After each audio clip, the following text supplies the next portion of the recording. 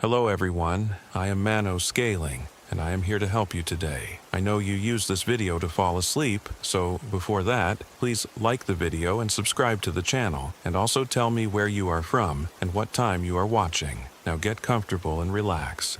Story 1. I'm Sarah, I'm 29, and I came to the Olympic National Forest in Washington for quiet and learned what quiet costs. The ranger had given us directions to a backcountry campsite near the Hoh River, accessible only by a narrow gravel road that wound through old-growth forest so dense it swallowed daylight. My husband Mark and I had been planning this RV trip for months, our first real vacation since the baby died. The silence between us had grown toxic at home, so we'd rented a modest travel trailer and hitched it to Mark's pickup, thinking the wilderness might reset something broken inside our marriage. What I didn't expect was how the forest itself seemed to exhale around us as we pulled into the clearing. A circular patch of earth surrounded by towering Douglas firs and western hemlocks that rose like cathedral pillars into perpetual twilight.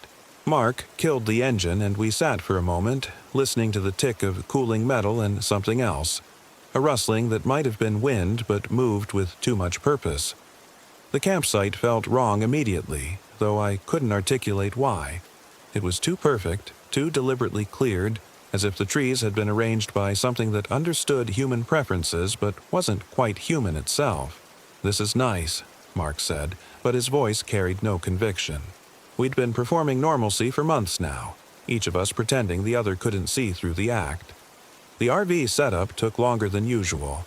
Our hands fumbled with familiar tasks, leveling jacks, electrical hookups, water connections, as if the forest was making us clumsy. Mark cursed when the awning wouldn't extend properly, and I noticed my fingers shaking as I tried to light the propane burner for coffee. The matches kept going out despite the absence of any perceptible wind. By the time we had everything functional, dusk was settling over the campsite with unusual swiftness. The darkness didn't creep in gradually like it should have. Instead, it seemed to pour down from the canopy like thick liquid, pooling in the spaces between trees and around our small circle of electric light. Maybe we should have picked somewhere with more people around, I said, watching shadows twist between the trunks. The nearest campground was 15 miles back toward the main road, and we hadn't seen another vehicle since turning onto the access road hours earlier. Mark was already opening a beer, his second since we'd arrived. "This is what we wanted, right? Privacy. Time to talk." But he wasn't looking at me when he said it, and the word talk landed between us like something dead. We hadn't really talked since the funeral. Not about Emma, not about the genetic defect that had taken her at 6 months old, not about the specialist who'd told us there was a 30% chance it would happen again if we tried for another child. Instead, we'd moved through our house like ghosts, sleeping in the same bed but never touching, eating meals in silence while the empty nursery down the hall collected dust and accusation. I made dinner on the camp stove, canned soup and sandwiches, while Mark strung up LED lights around the awning. The artificial illumination carved our small space out of the surrounding blackness, but it felt brittle, temporary. Beyond the light's reach, the forest waited with what felt like patience. "Did you hear that?" Mark asked suddenly, straightening from where he'd been adjusting a guy line. I listened. At first, only the ambient sound of wind through branches, but then I caught it. A low humming that seemed to come from the trees themselves. Not wind, not insects, but something else entirely. It rose and fell in patterns that almost sounded like melody, if melody could carry such weight of sorrow. "Probably just the power lines," I said, though I hadn't seen any power lines since we'd left the main road. The humming continued through dinner, a background drone that made conversation impossible. Not that we were doing much talking anyway. Mark drank steadily while I picked at my soup, both of us glancing toward the tree line where shapes seemed to shift and reorganize in the periphery of our vision. At full dark, the humming stopped. The silence that followed was absolute. No insects, no rustling leaves, no distant traffic. It was the kind of quiet that pressed against your eardrums and made you aware of your own heartbeat, your own breathing, the small wet sounds your mouth made when you swallowed. I'd experienced something similar in the hospital, sitting beside Emma's crib during those final hours, but this felt bigger, Hungrier. I'm going to check the generator, Mark said, though our lights were still working fine. He took a flashlight and disappeared around the side of the RV, leaving me alone under the awning with my rapidly cooling soup. That's when I saw the deer. It stood at the exact edge of our light. A massive buck with an impossible spread of antlers that caught and held the LED glow like captured starlight. But it was the way it stood that made my skin crawl. Perfectly motionless, not even the slight sway that comes with breathing. Its eyes reflected our lights as twin points of silver fire, and it stared directly at me with an intelligence that felt distinctly unnatural. I sat frozen, soup spoon halfway to my mouth, watching the deer watch me. Minutes passed. My neck began to ache from holding the same position, but I couldn't look away. There was something hypnotic about its gaze, something that felt like falling into deep water. "Sarah?" Mark's voice came from somewhere behind the RV. "The generator's fine, but there's something weird back here you should see." I forced myself to blink, to break eye contact with the deer. When I looked back, it was gone. No rustling bushes, no retreating hoofbeats, simply absent, as if it had never been there at all. "What is it?" I called, standing on unsteady legs. "Just come here, bring your flashlight." I found Mark behind the RV, standing near a cluster of young firs about 20 feet from our rear bumper. His flashlight beam was directed downward, illuminating what looked like a perfect circle of dead grass about 10 feet in diameter. Within the circle, the earth was dark and slightly sunken, as if something heavy had been resting there for a long time. "Was this here when we set up?" Mark asked. I couldn't remember. The whole area had been in shadow when we'd arrived, and we'd been focused on getting the RV level and connected. But looking at it now, the circle seemed too deliberate, too precise to be natural. "Maybe it's where they had a fire pit," I suggested, but even as I said it, I knew that wasn't right. Fire pits leave ashes, charcoal, stones. This was just dead earth, barren and somehow hungry-looking. Mark knelt and put his hand on the dark soil. "It's warm," he said, then jerked his hand back. "Shit, it's really warm." I knelt beside him and felt for myself.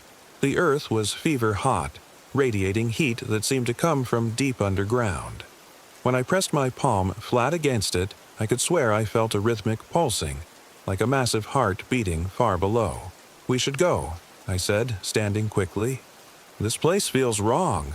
Mark looked at me with an expression I couldn't read in the flashlight's harsh glare. "You want to drive 15 miles in the dark? On that road?" He was right.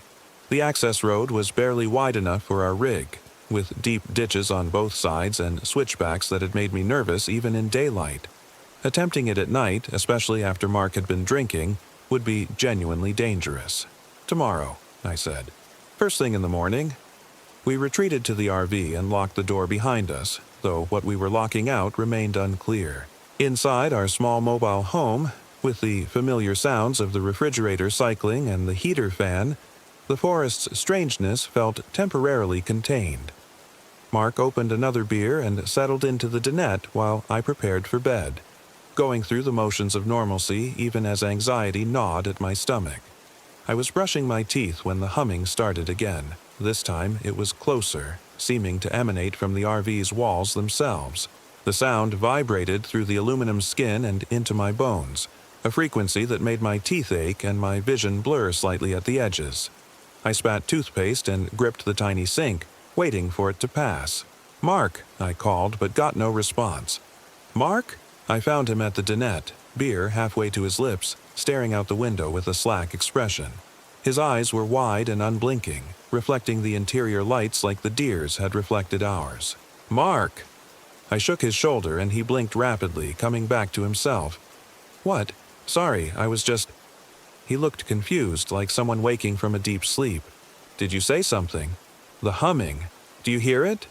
He listened, frowning. "I don't hear anything, but I could hear it clearly. That low, melodic drone that seemed to be calling from the forest, patient and insistent. It made me think of lullabies, though no mother would ever sing this particular song to her child. I closed all the window blinds and checked the door lock twice before joining Mark at the dinette. He'd finished his beer and was staring at the table's wood-grain pattern with unusual intensity. "Are you okay?" I asked. Just tired. This whole trip was probably a mistake." He looked up at me then, and for a moment I saw the man I'd married. Vulnerable, honest, present. We can't run away from it, can we? From what happened. I reached across the table and took his hand. His skin was cold despite the RV's warmth. "No, but maybe we can figure out how to live with it." The humming grew louder, and I saw Mark's eyes start to lose focus again. I squeezed his hand harder. "Don't listen to it." Listen to what? He genuinely couldn't hear it, I realized. Whatever was out there was singing specifically to me, and that thought made my mouth go dry with fear. We went to bed early, Mark falling asleep almost immediately while I lay beside him listening to the forest's alien lullaby. The sound seemed to seep through the RV's walls like water, pooling in the corners and growing stronger as the night deepened. I pressed a pillow over my ears, but it made no difference. The humming was inside my head now, resonating in my skull like a tuning fork struck against bone. Sometime after midnight, I gave up trying to sleep and crept out of bed. Mark didn't stir as I pulled on clothes and shoes, moving with the careful quiet of long practice. During Emma's illness, I'd become expert at midnight wanderings, walking hospital corridors while she slept fitfully in her specialized crib. The RV's door opened silently, and I stepped into air so cold it shocked my lungs. Our LED lights were still burning, creating a small sphere of yellow illumination that seemed pathetically inadequate against the vast darkness beyond. The humming was louder outside, no longer just in my head but filling the entire clearing with its patient melody. And I wasn't alone. The deer had returned, but now there were dozens of them, an entire herd arranged in a perfect circle around our campsite. They stood motionless as statues, their eyes reflecting our lights in a constellation of silver points. Big bucks does, even some fawns, all staring inward with that same unnatural intelligence I'd seen in the first one. My rational mind cataloged the impossibility of what I was seeing. Deer don't gather in perfect circles. They don't stand motionless for extended periods. They don't stare with such focused intent. But here they were, as solid and undeniable as the trees around them. I took a step toward the nearest one, a large doe standing beside our picnic table. She didn't flinch or bolt as a wild deer should have. Instead, she tilted her head with almost human curiosity, as if evaluating me in return. "What do you want?" I whispered. The humming stopped. In the sudden silence, every deer turned its head toward me in perfect unison, a movement so coordinated it sent ice down my spine. And then, impossibly, the doe opened her mouth and spoke. "We want what was taken," she said in a voice like wind through dry leaves. "We want what was promised." I stumbled backward, hit the RV's steps, and scrambled inside, slamming the door behind me. My hands shook as I turned every lock, as if aluminum and plastic could keep out whatever was happening in the clearing. Through the window blinds, I could see the silver points of light still arranged in their perfect circle, watching. Waiting. Mark was still sleeping, snoring softly in our narrow bed. I wanted to wake him, to make him see what I was seeing, but I knew he wouldn't believe me. The alcohol, the stress of losing Emma, the isolation. He'd think I was having a breakdown. Maybe I was. I spent the rest of the night huddled on the dinette bench, watching the windows for any change in the pattern of reflected eyes. The deer never moved, never left their positions, never stopped their silent vigil. As dawn approached, the humming resumed. Softer now, but more insistent, like a mother calling her children home. When the first pale light touched the treetops, the deer simply faded away, not walking off into the forest, not bounding away in typical deer fashion. They became translucent and then transparent, and then gone, leaving only the memory of their presence and the certainty that they would return. Mark woke as I was making coffee, the familiar domestic ritual helping to ground me in something resembling normal reality. "You look terrible," he said, sitting up in bed. "Did you sleep at all?"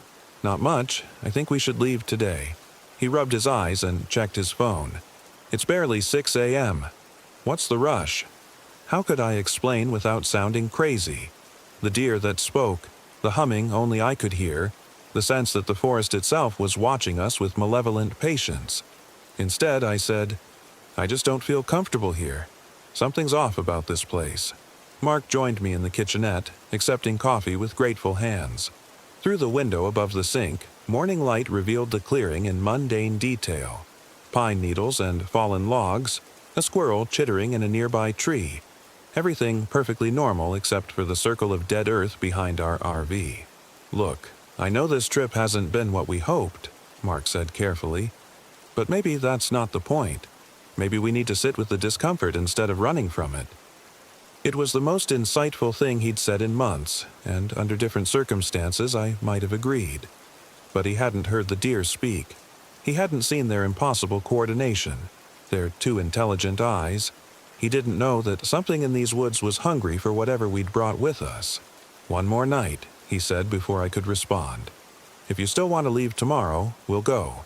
But let's at least try to make this work." I wanted to argue, to insist we pack up immediately, but the look in his eyes stopped me. He was trying, really trying, to bridge the gap that had opened between us. Walking away now would feel like abandonment. One more small betrayal in a marriage already strained to its breaking point. "Okay," I said. "One more night." The day passed in a strange suspension of normalcy. We hiked a nearby trail, Mark pointing out interesting trees and rock formations while I searched the shadows for any sign of the previous night's visitors. We played cards in the afternoon, read books under the awning, cooked an elaborate dinner on our camp stove. All the activities we'd planned for this trip, performed with mechanical precision while tension coiled tighter in my chest. The deer began gathering again as the sun set. They materialized from the forest with the fading light, emerging from behind trees and stepping out of brush as if they'd been waiting there all day. By full dark, the circle was complete. Dozens of sets of silver eyes arranged around our campsite in perfect symmetry. Mark couldn't see them. I'd tested it subtly throughout the evening, asking if he noticed anything unusual, pointing toward spots where deer stood in plain sight. He saw nothing, heard nothing, remained oblivious to the supernatural congregation surrounding us. "I think I'll turn in early," he said around 9, finishing his third beer of the evening. "This mountain air is making me sleepy." I wanted to beg him to stay awake, to keep me company through whatever was coming, but I knew it wouldn't matter. The humming had already started, that low, hypnotic drone that seemed to put him into a trance. His eyes were growing glassy, his responses slower and more distant. Within minutes of lying down, Mark was deeply asleep. I sat alone at the dinette, watching silver eyes watch me through the thin barrier of the RV's walls. The humming grew stronger, more complex, harmonies layering upon themselves until it sounded like a choir of inhuman voices singing in a language I didn't recognize but somehow understood. They were calling me outside. I fought the compulsion for hours, gripping the edge of the table until my knuckles went white, pressing my palms against my ears until they ached. But the music was inside me now, resonating in my bones and blood, pulling me toward the door with invisible threads. At midnight, I stopped fighting. The night air was warm, despite the season, unnaturally humid and thick with the scent of growing things. The deer watched me approach their circle with patient satisfaction, their eyes reflecting not just our LED lights but something else, an inner glow that pulsed in rhythm with the forest's song. The doe who had spoken to me the night before stepped forward, still maintaining her position in the circle but acknowledging my presence with a slight nod of her elegant head. "You came," she said, and her voice was different now, layered with harmonics that made my bones vibrate. "We knew you would. What do you want from me?" I asked, surprised by how steady my own voice sounded. "You know what we want," said another deer, a massive buck whose antlers seemed to scrape the stars. "You brought it with you. You carry it still. I don't understand." The doe tilted her head and her expression, if a deer could have expressions, seemed almost pitying. "The little one, the child who never learned to walk in the world above. She walks here now, in the space between breathing and being, but she is lost. She needs her mother to call her home." The words hit me like a physical blow, driving the air from my lungs and bringing me to my knees in the dead grass. Emma. They were talking about Emma. "She's dead," I whispered. She died 6 months ago. Death is a door, not a wall, the buck said. Some doors swing both ways. Some children get lost in the crossing.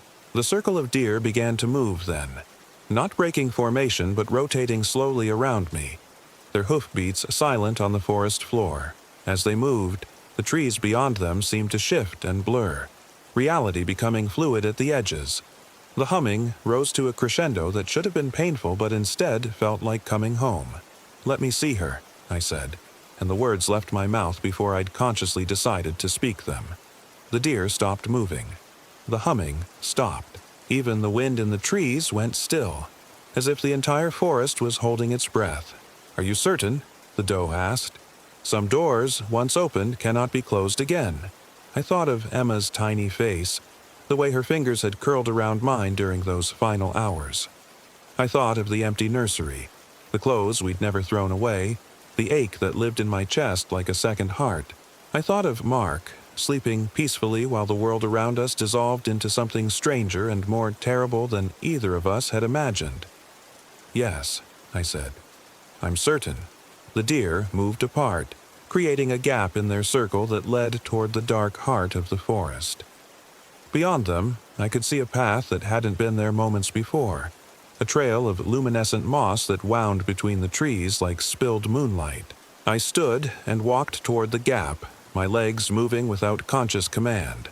As I passed between two of the deer, I felt their eyes follow me, ancient and knowing and utterly alien. The doe spoke once more as I entered the forest proper. "Remember," she said, "some gifts come with prices that aren't paid until later." The path led deeper into the woods than should have been possible. Our campsite was surrounded by trees on all sides, with maybe a quarter-mile of forest before you hit either the river or the access road. But I walked for what felt like hours, following the glowing trail through increasingly twisted and unnatural landscape. The trees grew larger and more gnarled, their branches reaching toward each other to form a canopy so thick that no starlight penetrated.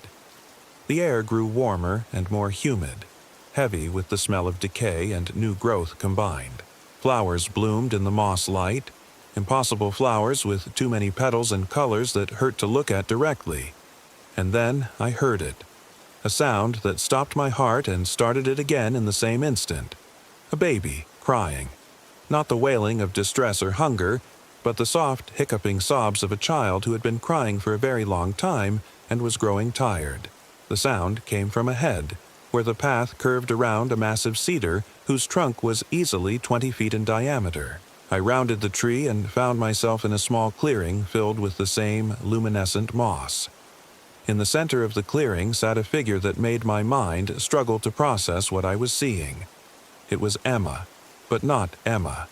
She was the size she should have been at 6 months, but her limbs moved with the coordination of an older child. She sat cross-legged in the moss, her face turned toward me with an expression of infinite sadness and terrible wisdom.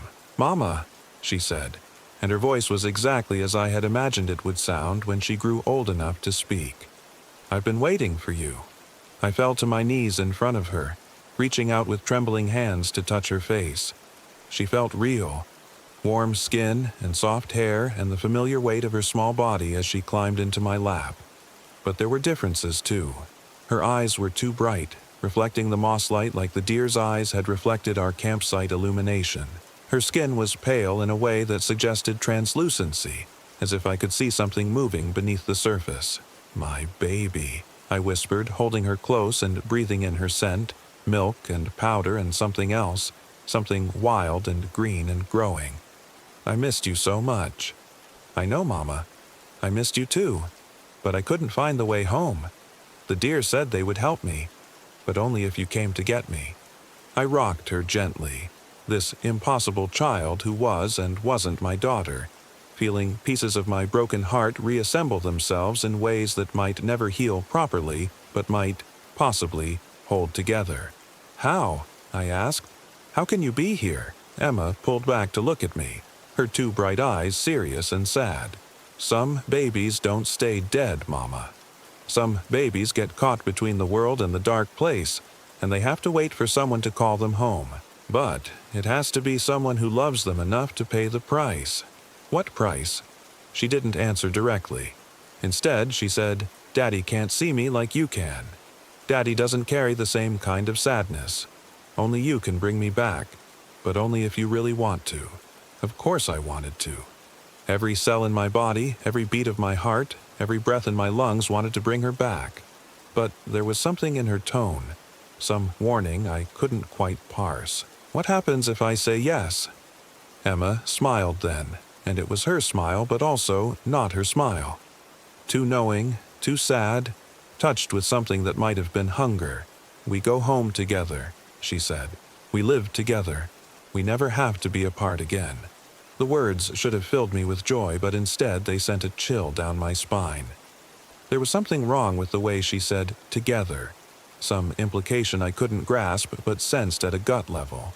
Emma, I said carefully, are you really my daughter? Her smile faltered for just an instant, and in that instant I saw something else looking out through her eyes, something vast and patient and utterly alien.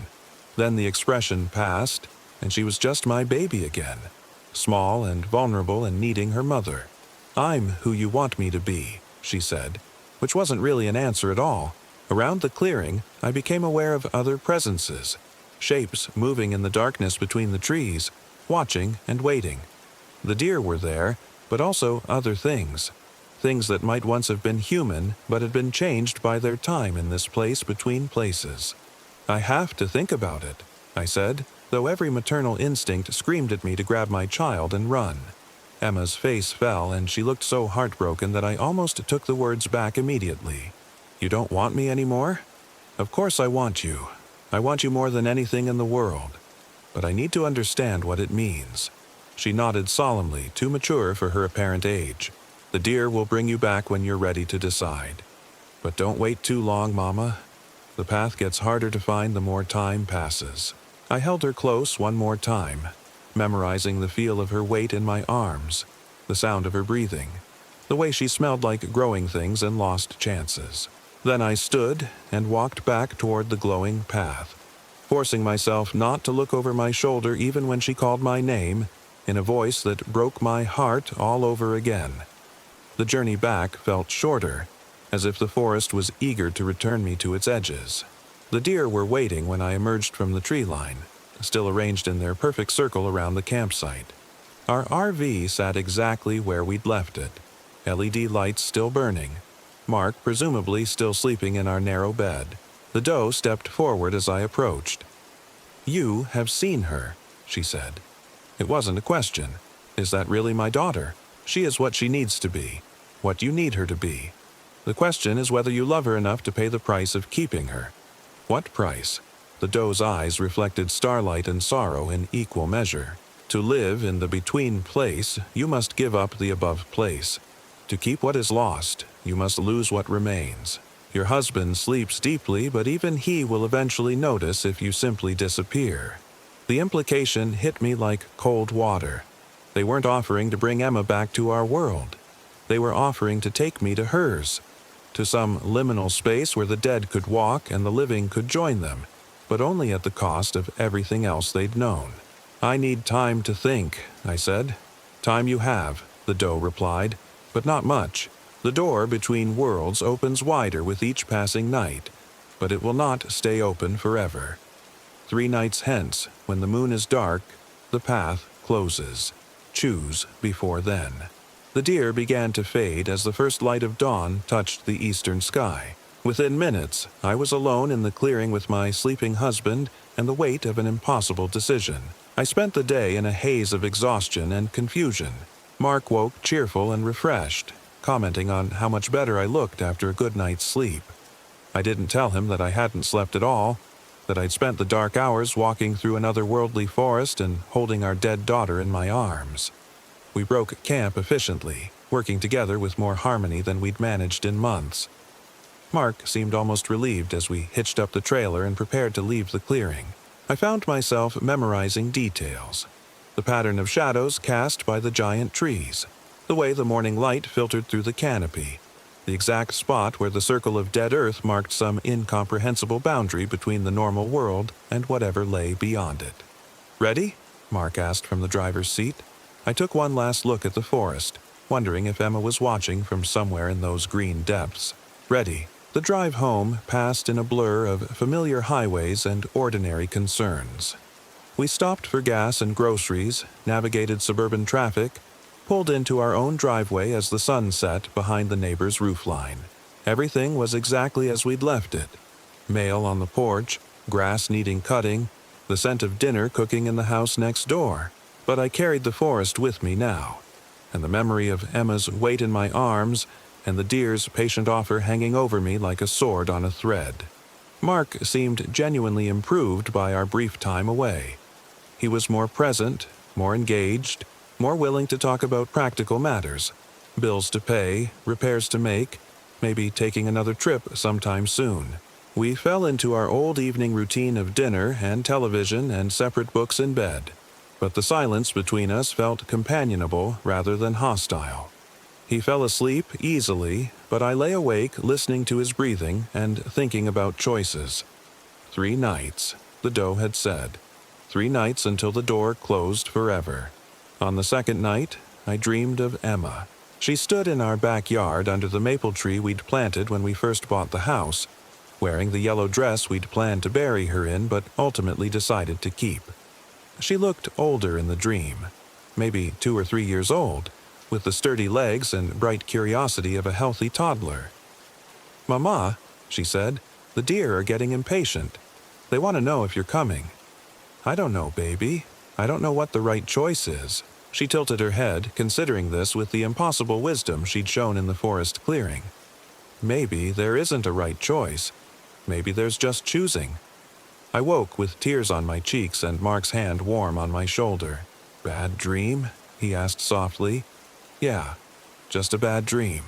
He pulled me closer, and I let myself sink into his warmth, memorizing the feeling of being held by someone who existed entirely in the world of the living. We made love that morning for the first time since losing Emma, and it felt like both goodbye and reconciliation, tender and desperate, and shot through with the knowledge that everything was about to change. The third night, I didn't sleep at all. I sat by the bedroom window watching the darkness and waiting for some sign, some clear indication of what I should do.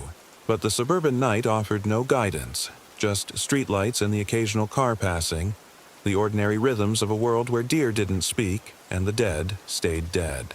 At midnight, I dressed quietly and walked out into our backyard. The grass was damp with dew, and the air smelled like autumn and dying leaves. I stood under the maple tree where Emma had appeared in my dream and waited. Nothing happened. No humming, no silver eyes in the darkness, no luminescent path leading to impossible choices. Just me and the cool night air and the sound of Mark breathing peacefully in our bedroom window above. Maybe it had all been a grief hallucination, my mind's way of processing the unbearable reality of loss. Maybe the forest was just a forest, and the deer just deer, and Emma just a memory that would fade with time until she became a name on a headstone and a room we couldn't bear to change. I stood there until dawn, letting the night air soak through my clothes and into my bones, saying goodbye to a daughter I might never see again, and to the possibility of following her into whatever strange realm existed between the living and the dead. When Mark woke and found me standing in the backyard, he didn't ask questions. He just brought me coffee and stood beside me under the tree, his hand warm on my back. "We'll be okay," he said quietly. "It might take a while, but we'll be okay." I wanted to believe him. I wanted to build a life based on the assumption that loss was something you learned to carry rather than something you could escape. I wanted to choose the world where Mark existed, where our marriage might still be salvaged, where future children might be possible even if they would never replace the one we'd lost. But as I stood there in the growing light, I could swear I heard something, faint and far away, barely audible over the sound of morning traffic. It might have been wind in the leaves or a distant siren or the ordinary sounds of a waking neighborhood. Or it might have been a child calling for her mother, her voice growing fainter with each passing moment as the path between worlds closed forever. I took Mark's hand and led him back into the house, closing the door firmly behind us. But for the rest of my life, I would wonder if I had made the right choice. And sometimes, in the space between sleeping and waking, I would hear that distant calling and wonder if somewhere in a forest that exists between breath and heartbeat, my daughter was still waiting for me to find the courage to follow her home. The humming never completely stopped. It lived in the back of my mind now, soft and patient and always there when the world grew too quiet.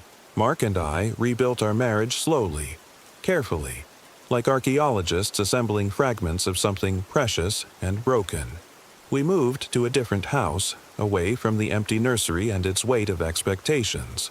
We tried for another child and succeeded, welcoming a son who grew strong and healthy and never knew about the sister who existed in the spaces between certainty and dream. But I kept the forest with me always, not as torment, but as reminder. Some losses can't be recovered from, only integrated. Some doors, once closed, don't open again.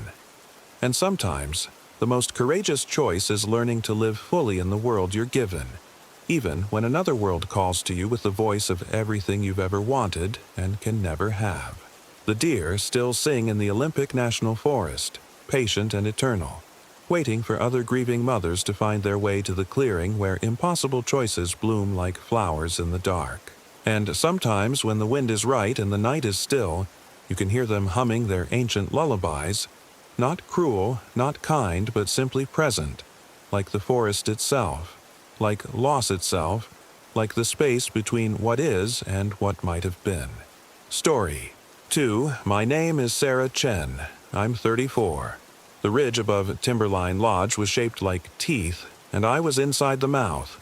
That thought struck me as we pulled our rented Winnebago into the dispersed camping area just off Forest Road 3531, the jagged silhouette of Mount Hood's western face looming through the windshield like some primordial beast.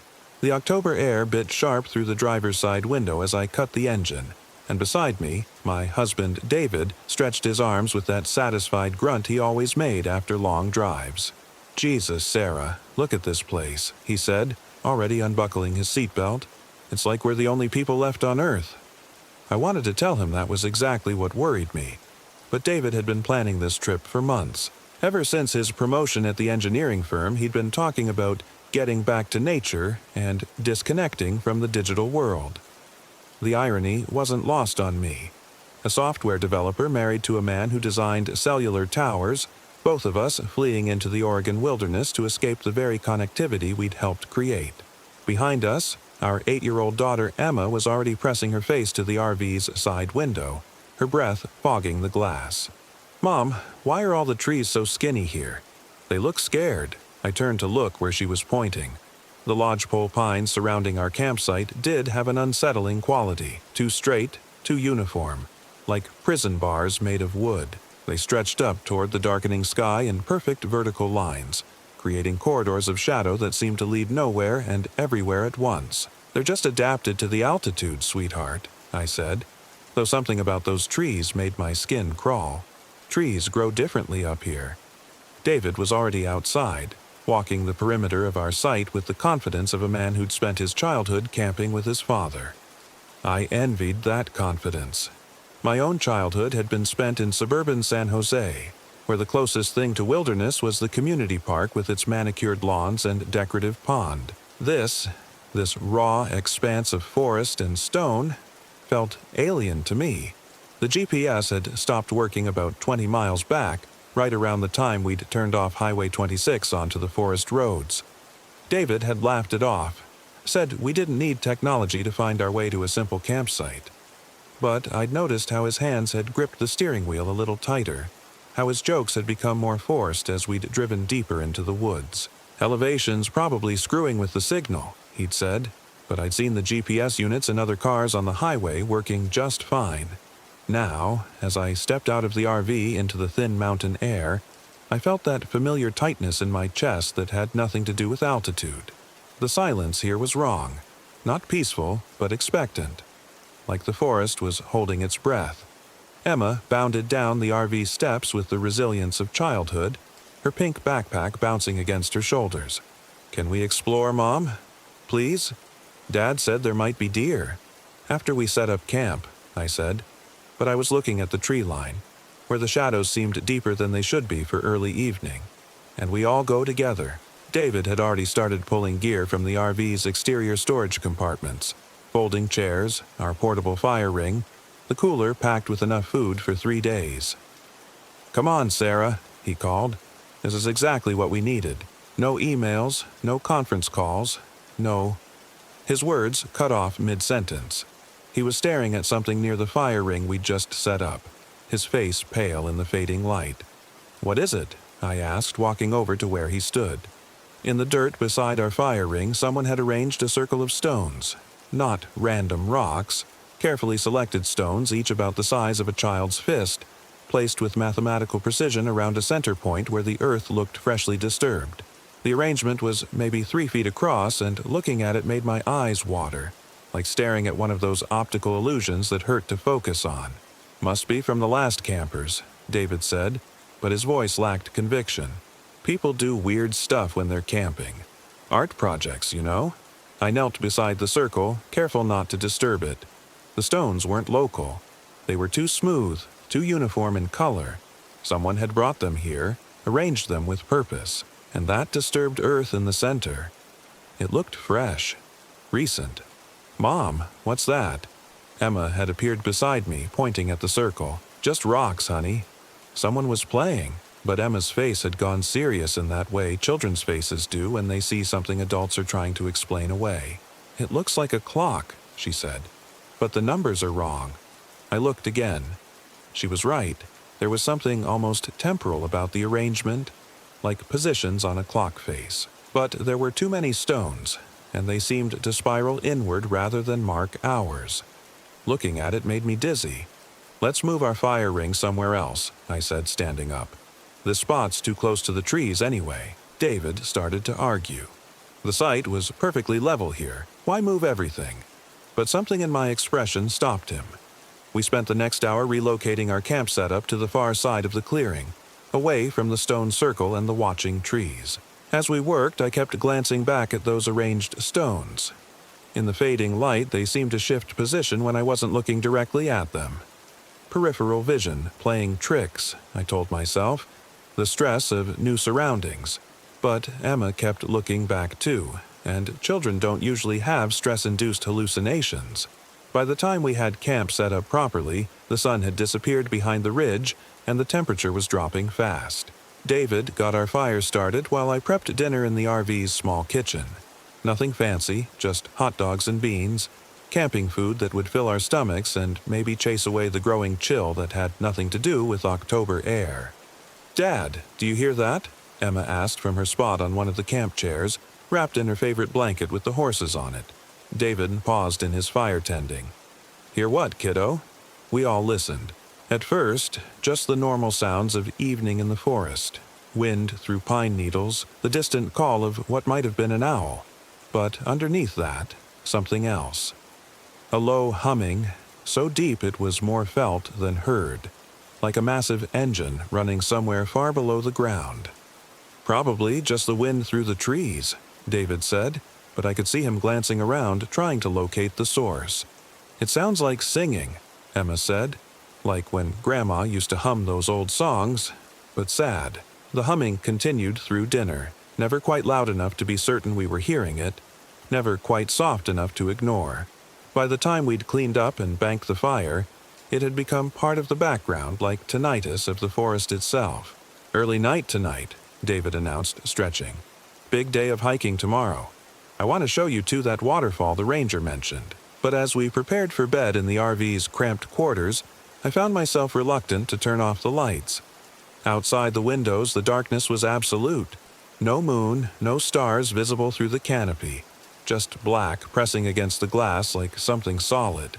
"Mom," Emma whispered from her bunk above the driver's cab. "There's someone outside." I froze, one hand on the light switch. "What do you mean, sweetheart?" "By the trees. There's a lady watching us." David was already moving toward the window, pulling back the small curtain to peer out. "I don't see anything, Em. Just shadows." But I was looking past him, out the opposite window, and my blood went cold. There was someone out there, a pale figure standing just at the edge of our firelight's reach. Tall, thin, wearing what looked like a long white dress or gown. Perfectly still. "David," I whispered, touching his arm. He turned to look where I was pointing, and I saw his face go white. The figure was maybe 50 feet away, just standing there, watching. "Stay here," David said, reaching for the flashlight on the dinette table. "Lock the door behind me." "No," I grabbed his arm. "Don't go out there." "Sarah, it's probably just another camper. Maybe they're lost, need help?" But even as he said it, we both knew that wasn't right.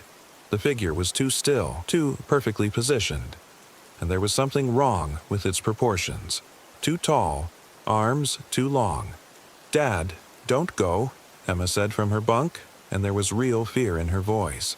We watched through the window as David stepped outside, flashlight beam cutting through the darkness toward where the figure stood.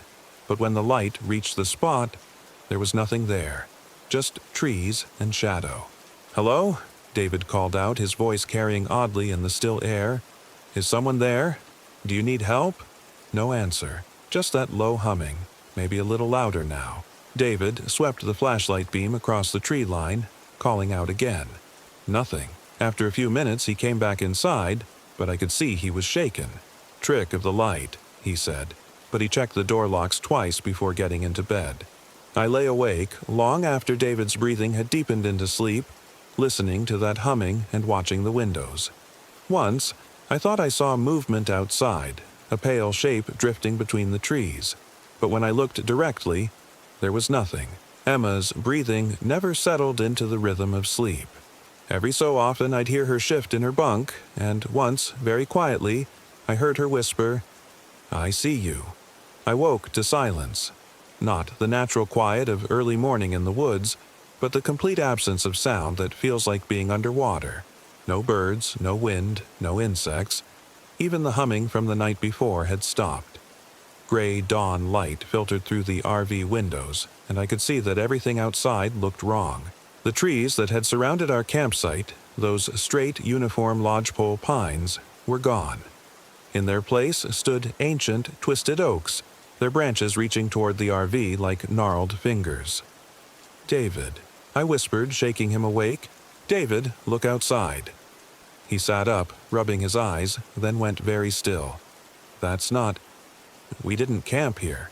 The clearing was smaller now, hemmed in by those impossible oaks, and in the center of the space where we'd moved our fire ring, that circle of stones had reappeared.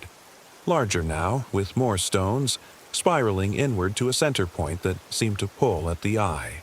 "Maybe we're turned around," David said, but his voice shook. "Maybe there are multiple clearings and we..." "Dad?" Emma's voice from above us was small and scared. The trees moved. "Trees don't move, honey," David said automatically, but he was already pulling on his clothes, moving toward the driver's seat to start the engine. The RV turned over on the first try, but when David put it in gear and tried to back up, we didn't move. The engine revved, the wheels spun, but we stayed exactly where we were. "We're not stuck," David said, more to himself than to us. "The ground's solid. We're not stuck." He tried forward, reverse, rocking the RV back and forth. Nothing. We were held in place by something that wasn't mud or sand or any mechanical problem I could understand. "Mom," Emma said, and I looked up to see her pointing out the side window. "The lady's back." The figure from the night before stood at the edge of the clearing, but in daylight I could see it clearly. It was a woman, or had been once. Her skin was the color of old parchment, and her white dress looked like it might have been a wedding gown, though it was stained with dirt and what looked like rust. Her hair hung in long, dark tangles around a face that was too narrow, too angular, and her eyes, even from 50 feet away, I could see that her eyes were black, completely black, like looking into deep water at night. She raised one impossibly long arm and pointed directly at our RV, at Emma. "Drive," I said to David. "Drive now." "I'm trying," the engine roared as he gunned it, but we remained motionless. "The wheels are spinning free, like we're not even touching the ground." Outside, the woman began to walk toward us. Not the normal gait of a living person, but a gliding motion, her feet not quite touching the earth. As she moved, the humming started again, but louder now, coming from everywhere at once. Emma started to cry, not the normal tears of a frightened child, but something deeper, more primal. "She wants me to come with her," she sobbed. "She's saying my name, but not out loud. In my head." The woman was halfway across the clearing now, and I could see that her mouth was moving, lips forming words I couldn't hear but somehow felt in my bones. The humming grew louder, and the stone circle began to glow with a faint, sickly light. "The emergency radio," I said, remembering the CB unit David had insisted on bringing. "Try to call for help." David grabbed the handset, twisted the dial through the channels. Static on every frequency, but underneath the white noise, voices. Whispered conversations in languages I didn't recognize. Children singing nursery rhymes in reverse, and once, clearly, a man's voice saying, "They're all here now. All of them came back." The woman was 20 feet away now, and I could see that her black eyes weren't eyes at all, but holes. Empty sockets that seemed to go on forever. When she opened her mouth, I could see that her teeth had been filed to points. "Emma," she said, and her voice came from inside the RV, inside my head. "Emma, come and play." "No," I said, pulling Emma down from her bunk, wrapping my arms around her. "You can't have her." The woman smiled, and her face split wider than any human face should. "She asked for me. In her dreams. She called my name. That's not true." But even as I said it, I remembered Emma's nightmares over the past few weeks. The way she'd wake up crying, talking about a sad lady who lived in the dark places. I'd thought it was just anxiety about starting 3rd grade, normal childhood fears. "Emma Rose Chen," the woman said, and Emma went rigid in my arms. "Born July 15th. Loves horses and strawberry ice cream. Afraid of the dark, but calls to it anyway." The RV began to shake, not from the engine but from something underneath, something that felt like the earth itself was moving. Through the windows I could see the stone circle spinning faster now, each stone leaving trails of light in the air. "She's one of mine," the woman said. "She's always been one of mine. I've been waiting so long." "David," I whispered, but when I looked toward the driver's seat, he was gone. The door hung open, and I could see him walking toward the woman with that same gliding motion, his face blank, his eyes reflecting that same sickly light. "Dad!" Emma screamed, but David didn't turn around. He walked right up to the woman and knelt in the dirt before her, like a supplicant before an altar. The woman placed one long-fingered hand on David's head, and he began to change. His skin grew pale, his features elongating, his eyes filling with that terrible darkness. When he looked back at us, he was no longer my husband. "Come, Emma," he said in David's voice, but with something else underneath, something cold and hungry. "Come and join us. It doesn't hurt. You just have to stop being what you were." Emma was shaking in my arms, but I could feel her pulling away, drawn by whatever force the woman commanded. "I have to go, Mom," she whispered. "She's so lonely. She's been alone for so long." "No." I held her tighter, but she was slipping away, not physically but in some deeper sense. I could feel her presence fading, being pulled into that spiral of light and shadow. "Emma, stay with me." The woman laughed, and the sound was like breaking glass, like children screaming. "She was never yours. They never are. I loan them out for a while, let them play in the light, but they always come home eventually." The RV door slammed shut, trapping us inside, but Emma was already walking toward it with that same blank expression David had worn. She reached for the handle. That's when I remembered the matches. David had brought a whole box of kitchen matches for the campfire, and they were still sitting on the dinette table. I grabbed them and the bottle of camp fuel we used for the portable stove. "If you want her," I said to the woman, "you'll have to burn for her."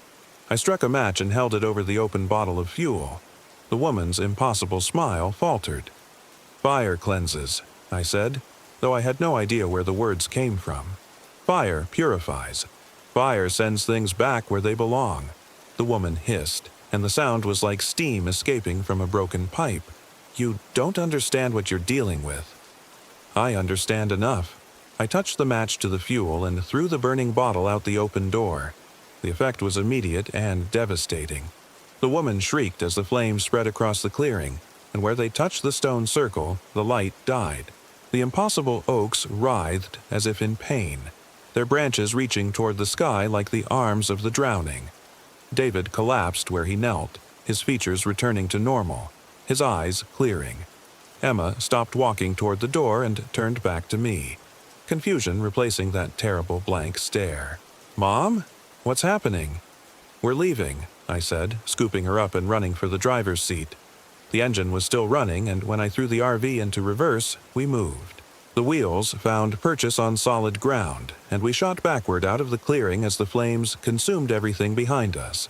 I drove without stopping for 6 hours, following forest roads that appeared on no map, trusting nothing but the compass on the dashboard and the desperate need to put distance between us and that place. Emma cried herself to sleep in the passenger seat, and David remained unconscious in the back, muttering occasionally in his sleep about cold hands and singing voices.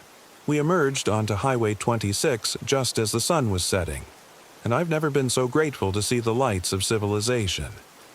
David woke up as we passed the first gas station, and when I told him what had happened, he looked at me like I'd lost my mind. "Sarah, we camped in a normal spot. Had a normal night. You must have had a nightmare." But Emma remembers. And sometimes, late at night, I hear her talking to someone who isn't there, someone she calls the sad lady. When I ask her about it, she just smiles and says the lady is gone now, but she left something behind. I don't ask what. We never went camping again. David says it's because we're too busy with work, but I see the way he looks at maps now, the way he avoids any mention of Mount Hood or the forests of Oregon. And Emma has stopped having nightmares, but she started sleepwalking. Last week, I found her standing in our backyard at 3 a.m, arranging stones in a circle around a hole she'd dug in the flower bed. When I asked her what she was doing, she looked at me with eyes that reflected the porch light in a way that wasn't quite right. "Just playing," she said. "The lady taught me a new game. I filled in the hole and scattered the stones, but I know it won't matter. Some things follow you home. Some things wait in the spaces between sleeping and waking, in the moments when you're not quite paying attention. And sometimes when the wind is just right and the house is very quiet, I hear that humming again, low and deep and patient, coming from somewhere that isn't quite here, isn't quite there." The ridge above Timberline Lodge was shaped like teeth, and I was inside the mouth. But the mouth followed us home, and now it's hungry for more than just one lost weekend.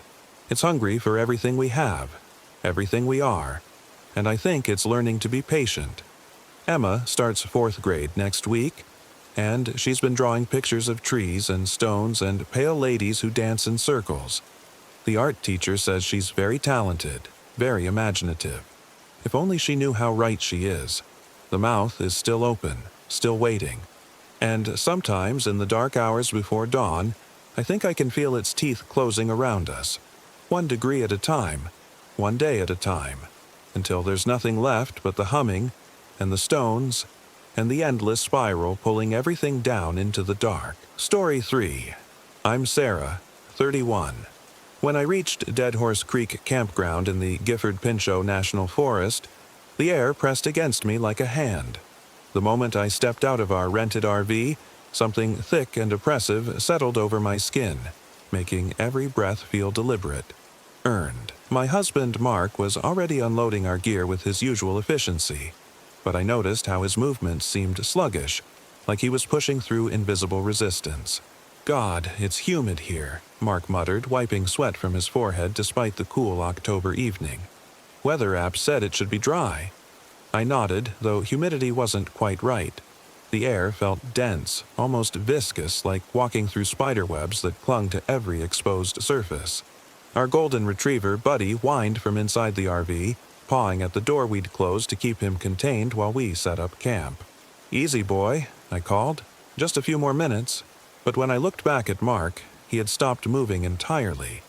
He stood frozen beside our picnic table, staring into the tree line that bordered our campsite. The Douglas firs towered above us, their branches creating a canopy so thick that even at 7 in the evening the shadows beneath them seemed to pulse with their own darkness. "What is it?" I asked. Mark shook his head slowly. "Thought I saw... Never mind. just tired from the drive. We'd been planning this trip for months. A long weekend in southern Washington, far from the noise and stress of our lives in Portland. Mark had been working 60-hour weeks at his law firm, and I'd been drowning in graduate school coursework. We needed this. We needed to remember who we were together, away from deadlines and expectations. The campground stretched along Dead Horse Creek, which gurgled somewhere in the darkness beyond our sight. According to the park literature, we were the only campers registered for the weekend. Unusual for October, but we'd welcomed the solitude. Now, as the forest pressed closer with each passing minute, I wondered if isolation had been the right choice. "Let's get the awning up before it gets completely dark," I suggested, though the oppressive air made even simple tasks feel monumental. As we worked, that strange pressure never lifted. If anything, it intensified. By the time we had camp set up and Buddy released from the RV, all three of us moved like we were underwater. Buddy, normally energetic to the point of exhaustion, stayed close to our legs, his usual enthusiasm replaced by nervous panting. "Maybe it's the elevation," Mark offered, though Dead Horse Creek sat at barely 2,000 feet. I wanted to agree, to find some rational explanation for the way the air seemed to push against us from all directions. But when I looked up at the darkening sky, visible only through scattered gaps in the canopy, even the clouds appeared to hang lower than they should, as if the entire atmosphere had compressed around our small clearing. The first night passed restlessly. Neither Mark nor I slept well, though we didn't discuss it over breakfast. Buddy had spent the entire night pacing the small confines of the RV, occasionally stopping to stare out the windows and whine softly. When morning finally came, the oppressive feeling hadn't lifted. If anything, the daylight made it worse, more noticeable. "Coffee tastes weird," Mark said, grimacing at his mug. I sipped mine and had to agree. Everything tasted flat, muted, like the air was filtering even our ability to experience flavor. The bacon I'd cooked sat heavy and flavorless on our plates.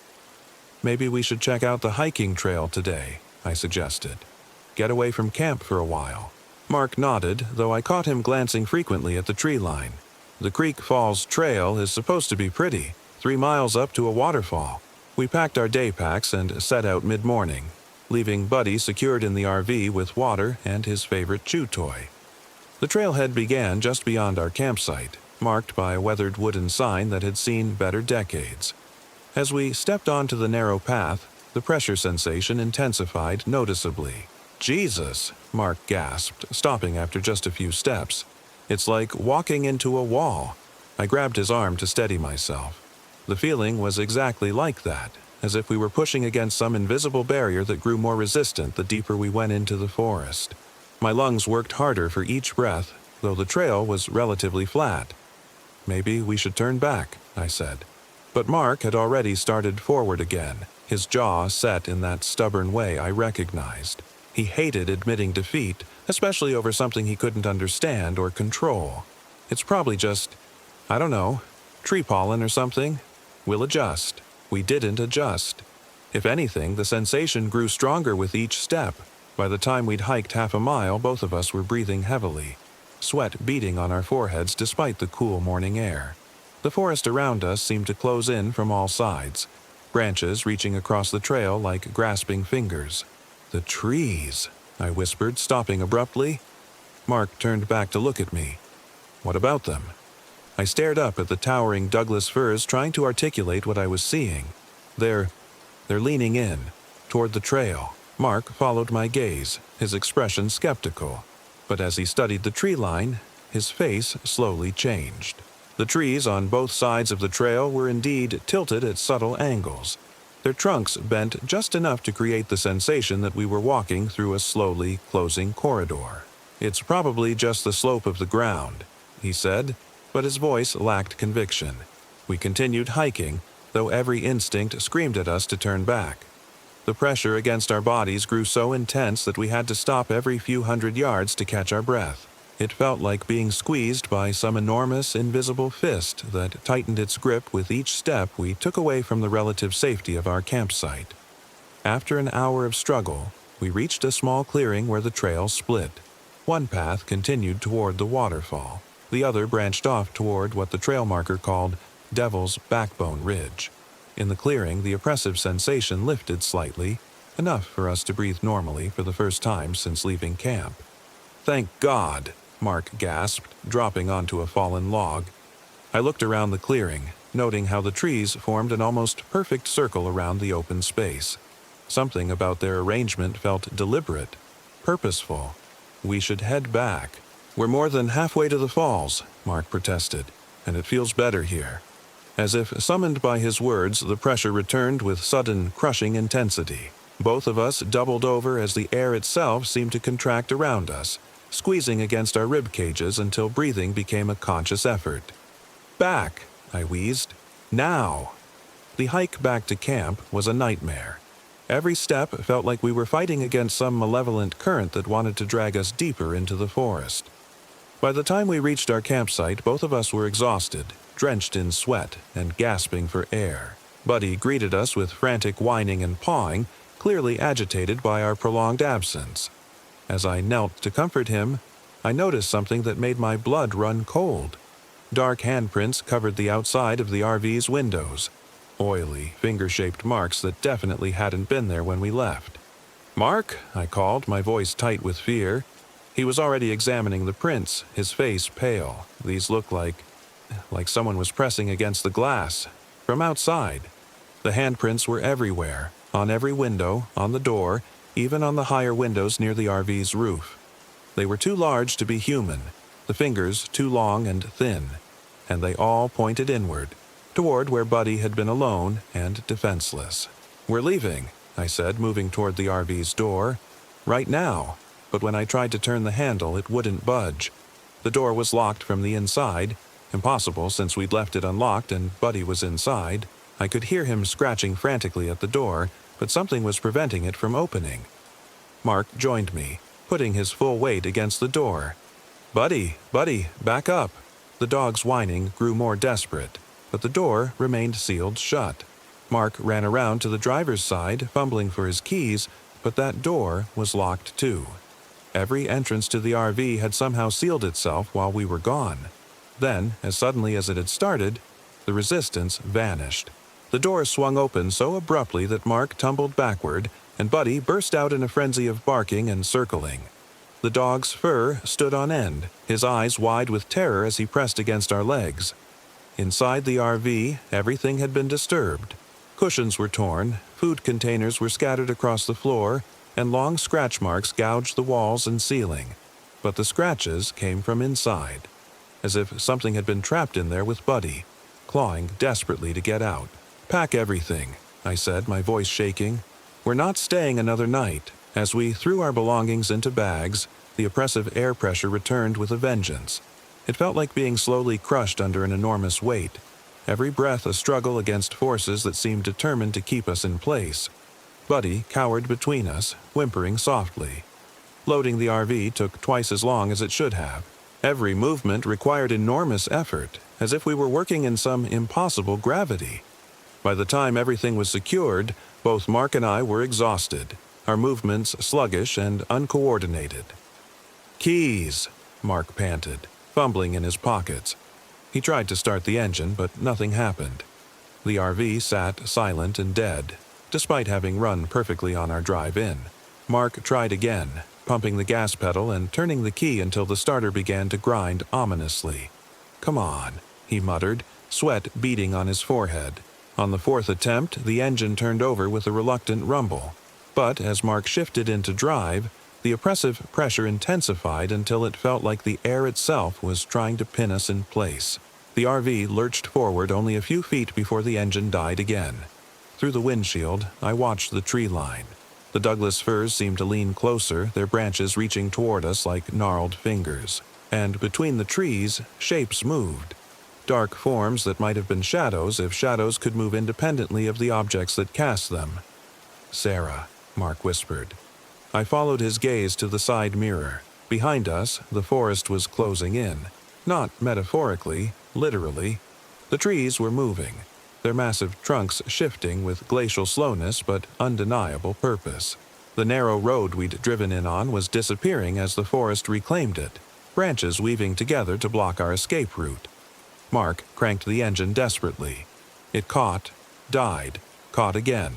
The RV lurched forward in stuttering increments while the trees continued their slow advance.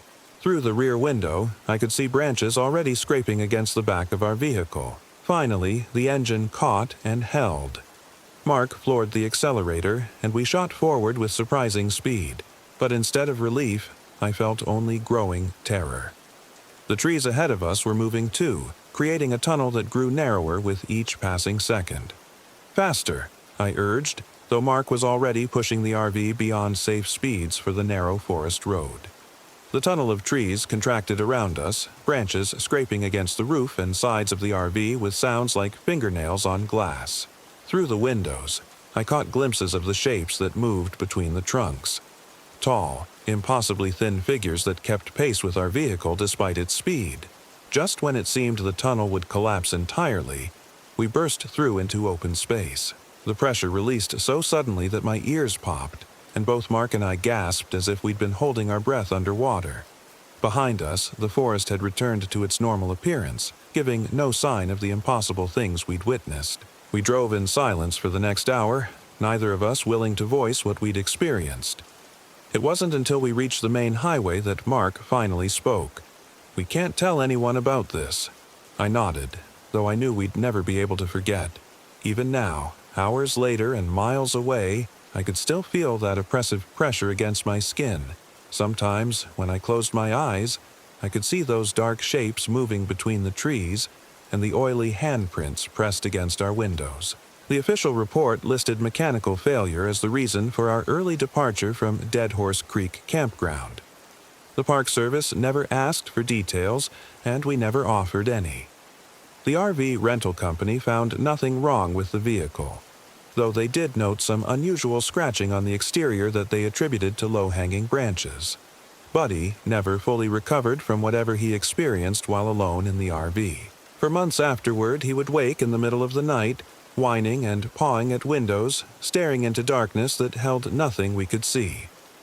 Eventually, the episodes faded, but he never again showed enthusiasm for camping trips. Mark and I tried to return to our normal lives, but something had fundamentally changed. The experience had left us both with a persistent feeling of being watched, of invisible pressure that would suddenly intensify without warning. We found ourselves avoiding forested areas, taking longer routes to avoid driving through wooded sections of highway. 6 months later, I found an article buried in the back pages of a regional newspaper. It was a brief mention of Dead Horse Creek Campground being permanently closed due to geological instability. No further details were provided, but the article noted that several campers had reported equipment failures and early departures in the months leading up to the closure.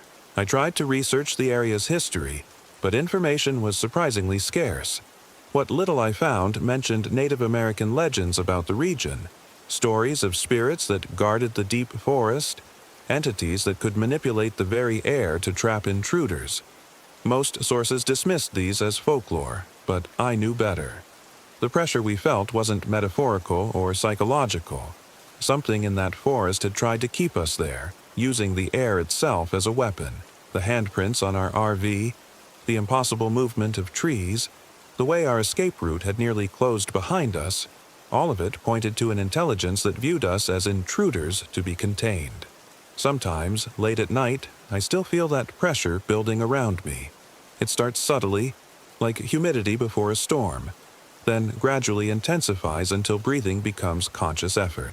In those moments, I know with absolute certainty that something followed us home from Dead Horse Creek, some fragment of that malevolent presence that tried so desperately to keep us in the forest. Mark pretends not to notice when these episodes occur, but I catch him watching me with worried eyes. He feels it too, though he won't admit it. We both know that our weekend in the woods changed us, marked us in some way that can't be easily explained or forgotten. The official records show that Dead Horse Creek Campground never existed. When I tried to find it on maps or Park Service websites, there was no trace of it.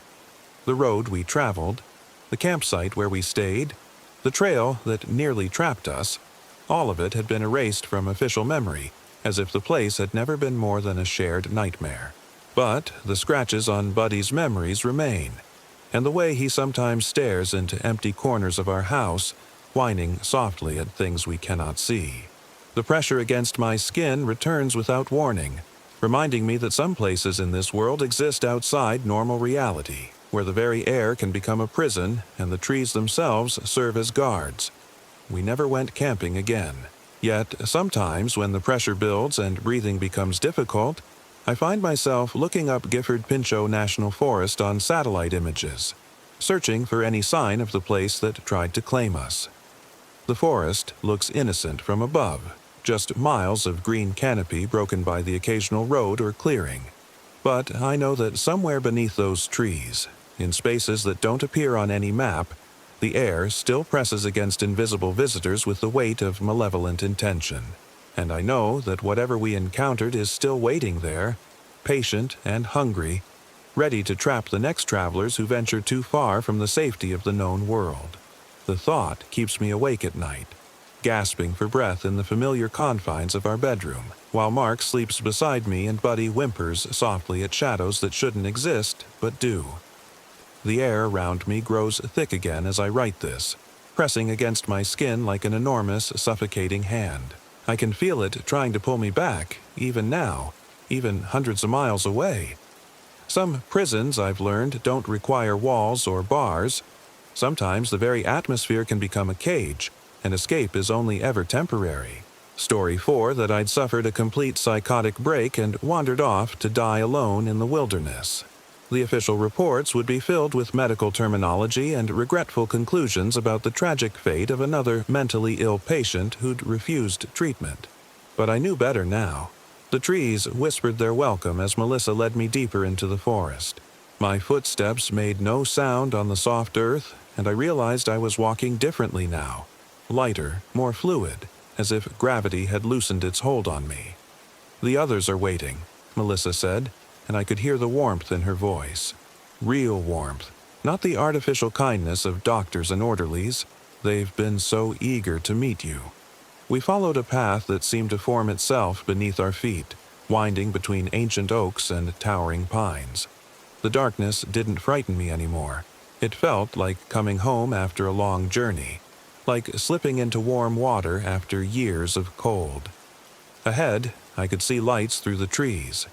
Not the harsh fluorescence of the hospital, but a soft, golden glow that seemed to emanate from the bark itself. As we drew closer, I saw them, the other residents of this place, the ones whose names had been carved into trail markers. They gathered in a clearing where the trees formed a perfect circle. Men and women of all ages, their faces serene and welcoming. They looked human enough, but there was something different about them. A translucence to their skin, a depth to their eyes that suggested they saw more than ordinary people could see. "Connor," one of them said, stepping forward. He was young, maybe 25, with dark hair and a gentle smile. "I'm Jason. I've been here since 1987. A woman with silver hair and laugh lines around her eyes joined him. "Patricia," she said. "1995. We've been watching you for so long, waiting for you to find your way to us." One by one, they introduced themselves. The names from the trail markers, the people the outside world believed were dead or missing. They weren't dead. They were transformed, evolved, freed from the limitations that bound ordinary human existence. "It takes time to adjust," Melissa explained as we sat in a circle on the soft grass. "The first few days are the hardest. Your old body will fight the change, clinging to patterns that no longer serve you." She was right. I could feel it already, a tingling in my extremities, a loosening of the bonds that held flesh to spirit. It didn't hurt, exactly, but it was profoundly strange, like learning to breathe underwater. "What happens to the others?" I asked. "The doctors, the orderlies, do they just give up looking?" Jason laughed, a sound like wind through leaves. "They'll find what they expect to find. A body, or evidence of a body.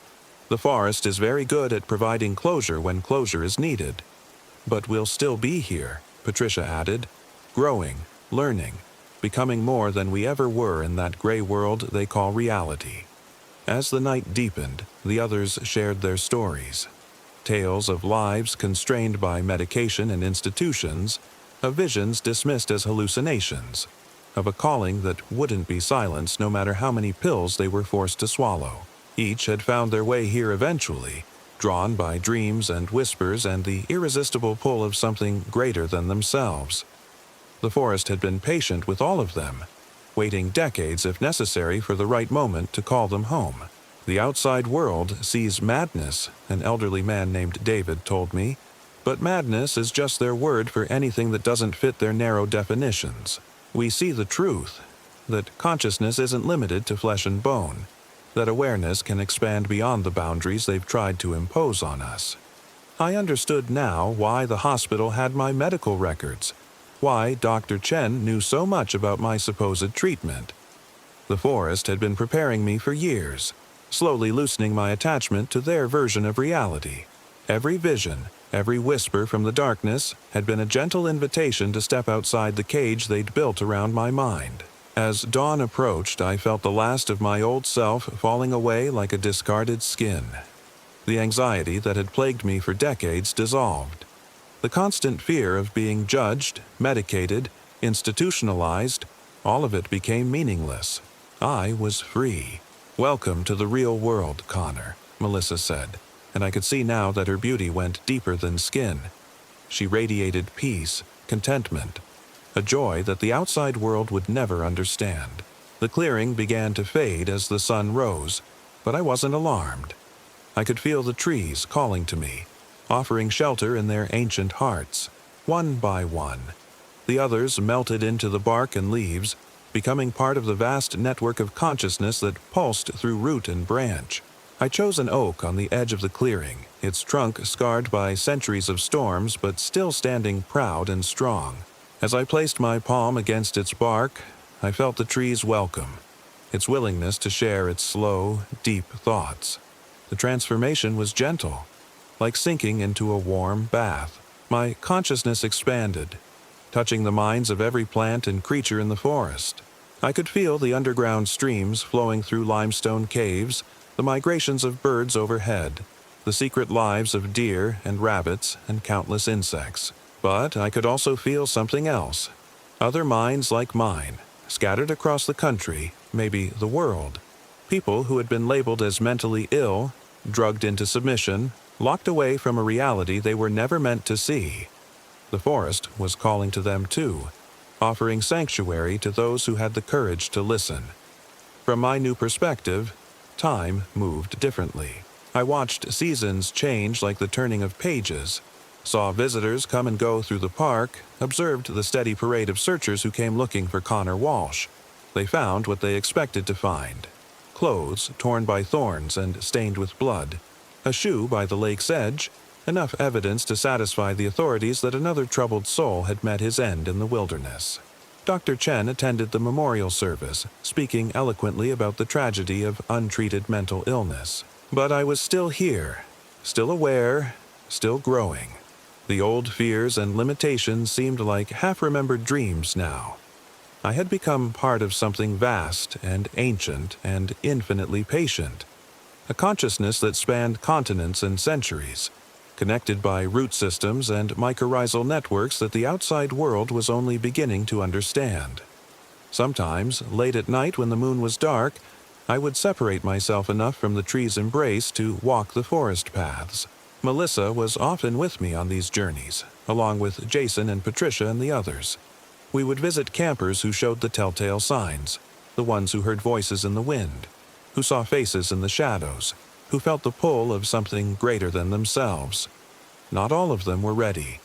Many turned away, choosing the safety of pills and therapy and the gray half-life of normal existence. But some listened to our whispers, followed our subtle guidance, allowed themselves to be drawn deeper into the woods where transformation waited. The forest was growing. 3 months after my arrival, a young woman named Sarah, not my ex-wife, but another Sarah entirely, stumbled into our clearing. She was running from orderlies just as I had been, her eyes wild with terror and desperate hope. I know you're here, she called into the darkness. I can feel you watching me. Please, I don't want to go back to that place. Melissa and I emerged from the trees to greet her. Our forms solid enough to provide comfort but translucent enough to show our true nature. Sarah didn't run. Instead, she wept with relief. I thought I was insane, she whispered. The doctor said the voices weren't real, that the things I saw were just hallucinations. The doctors are wrong, I told her, my voice carrying the deep resonance of oak roots and flowing water. You're not sick, Sarah. You're awake, and we've been waiting for you. As I helped her take the first steps toward transformation, I thought about the trail marker that had borne my name, the one Melissa had shown me in the hospital bathroom.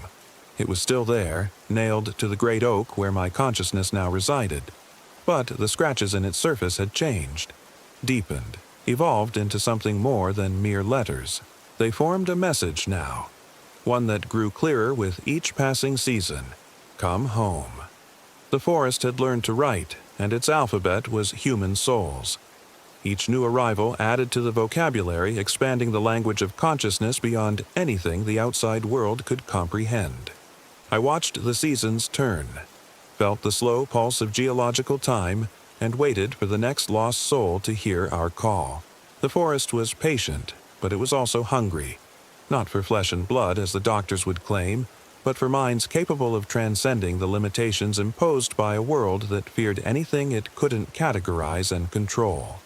Somewhere out there, another troubled dreamer was lying awake in a hospital bed, listening to whispers that came from the spaces between heartbeats. Someone was staring out their window at a forest that seemed to be staring back, fighting the urge to walk barefoot into the darkness. Someone was carving names into aluminum, not knowing why, not understanding that they were writing invitations to a place where madness and sanity became meaningless distinctions. The forest would wait for them, as it had waited for me. And when they finally found the courage to step off the mapped trails and into the true wilderness, we would be there to welcome them home. In the distance, I could hear the sound of vehicles on the park road. Another search party, perhaps, or just ordinary tourists seeking a brief escape from their ordinary lives. They would camp in their designated spots, follow their marked trails, take their photographs and memories, and never suspect that they were walking through a vast, patient intelligence that saw them as sleeping children, unaware of the dreams that waited just beyond the edge of their vision. But one of them would hear us. One of them would see the faces in the bark, feel the warm pulse beneath their palm, notice how their own names seemed to whisper from the wind. And when the fear became too much to bear, when the pills stopped working and the therapy sessions became unbearable repetitions of the same lies, they would remember our call. The forest was growing, spreading its influence beyond these hills through networks invisible to satellite imagery and geological surveys. Every root system that touched another, every spore that traveled on the wind, every bird that carried our seeds to distant soil, all of it part of a vast organism that thought in centuries and dreamed in millennia. The outside world called it conservation, this protection of wild spaces from human development. They didn't understand that they were protecting something that was already learning to protect itself, something that had been patiently studying human nature for far longer than humans had been studying trees. As the stars wheeled overhead and the seasons turned their ancient dance, I settled deeper into my oak's embrace and listened to the forest's slow, vast breathing. Somewhere in the darkness, Melissa was singing, a wordless melody that seemed to rise from the earth itself, calling to those who had the ears to hear it. The song spoke of transformation and transcendence, of consciousness unbound by flesh, of a reality far stranger and more beautiful than anything the outside world could imagine.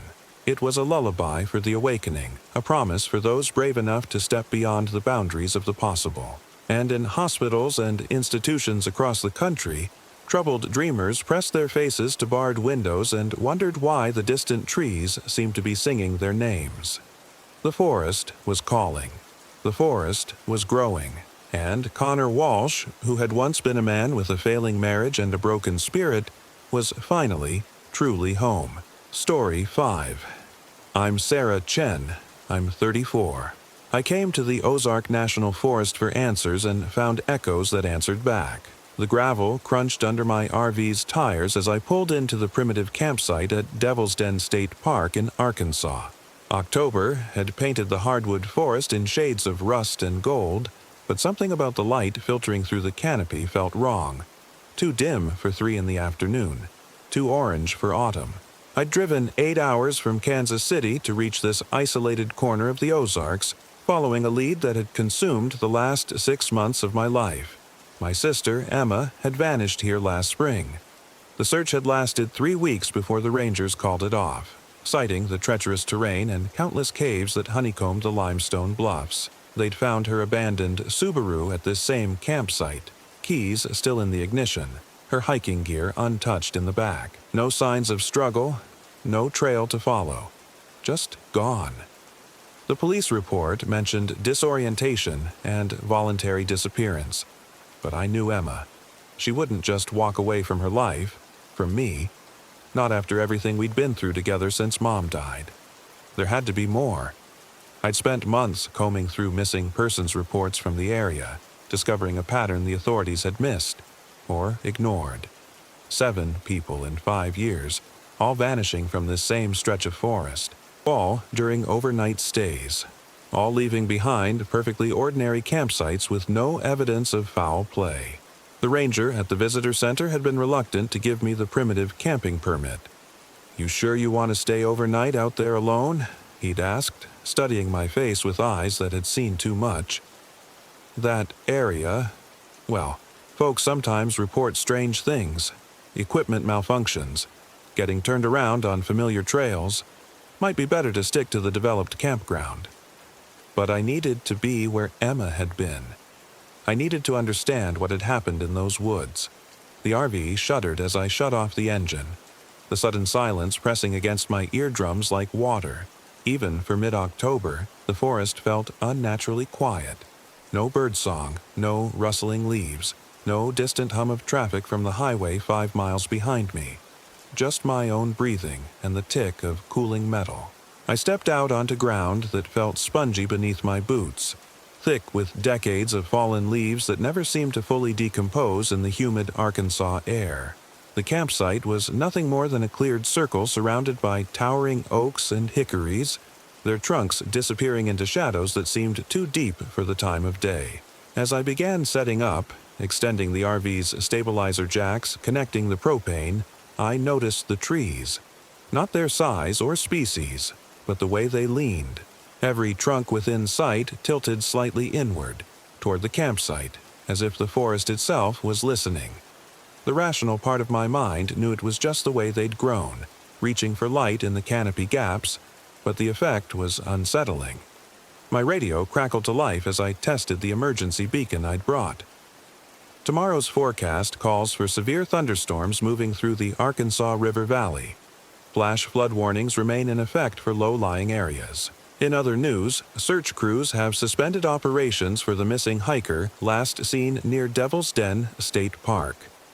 The 28-year-old woman from Little Rock was reported missing 3 days ago when she failed to return from a solo camping trip.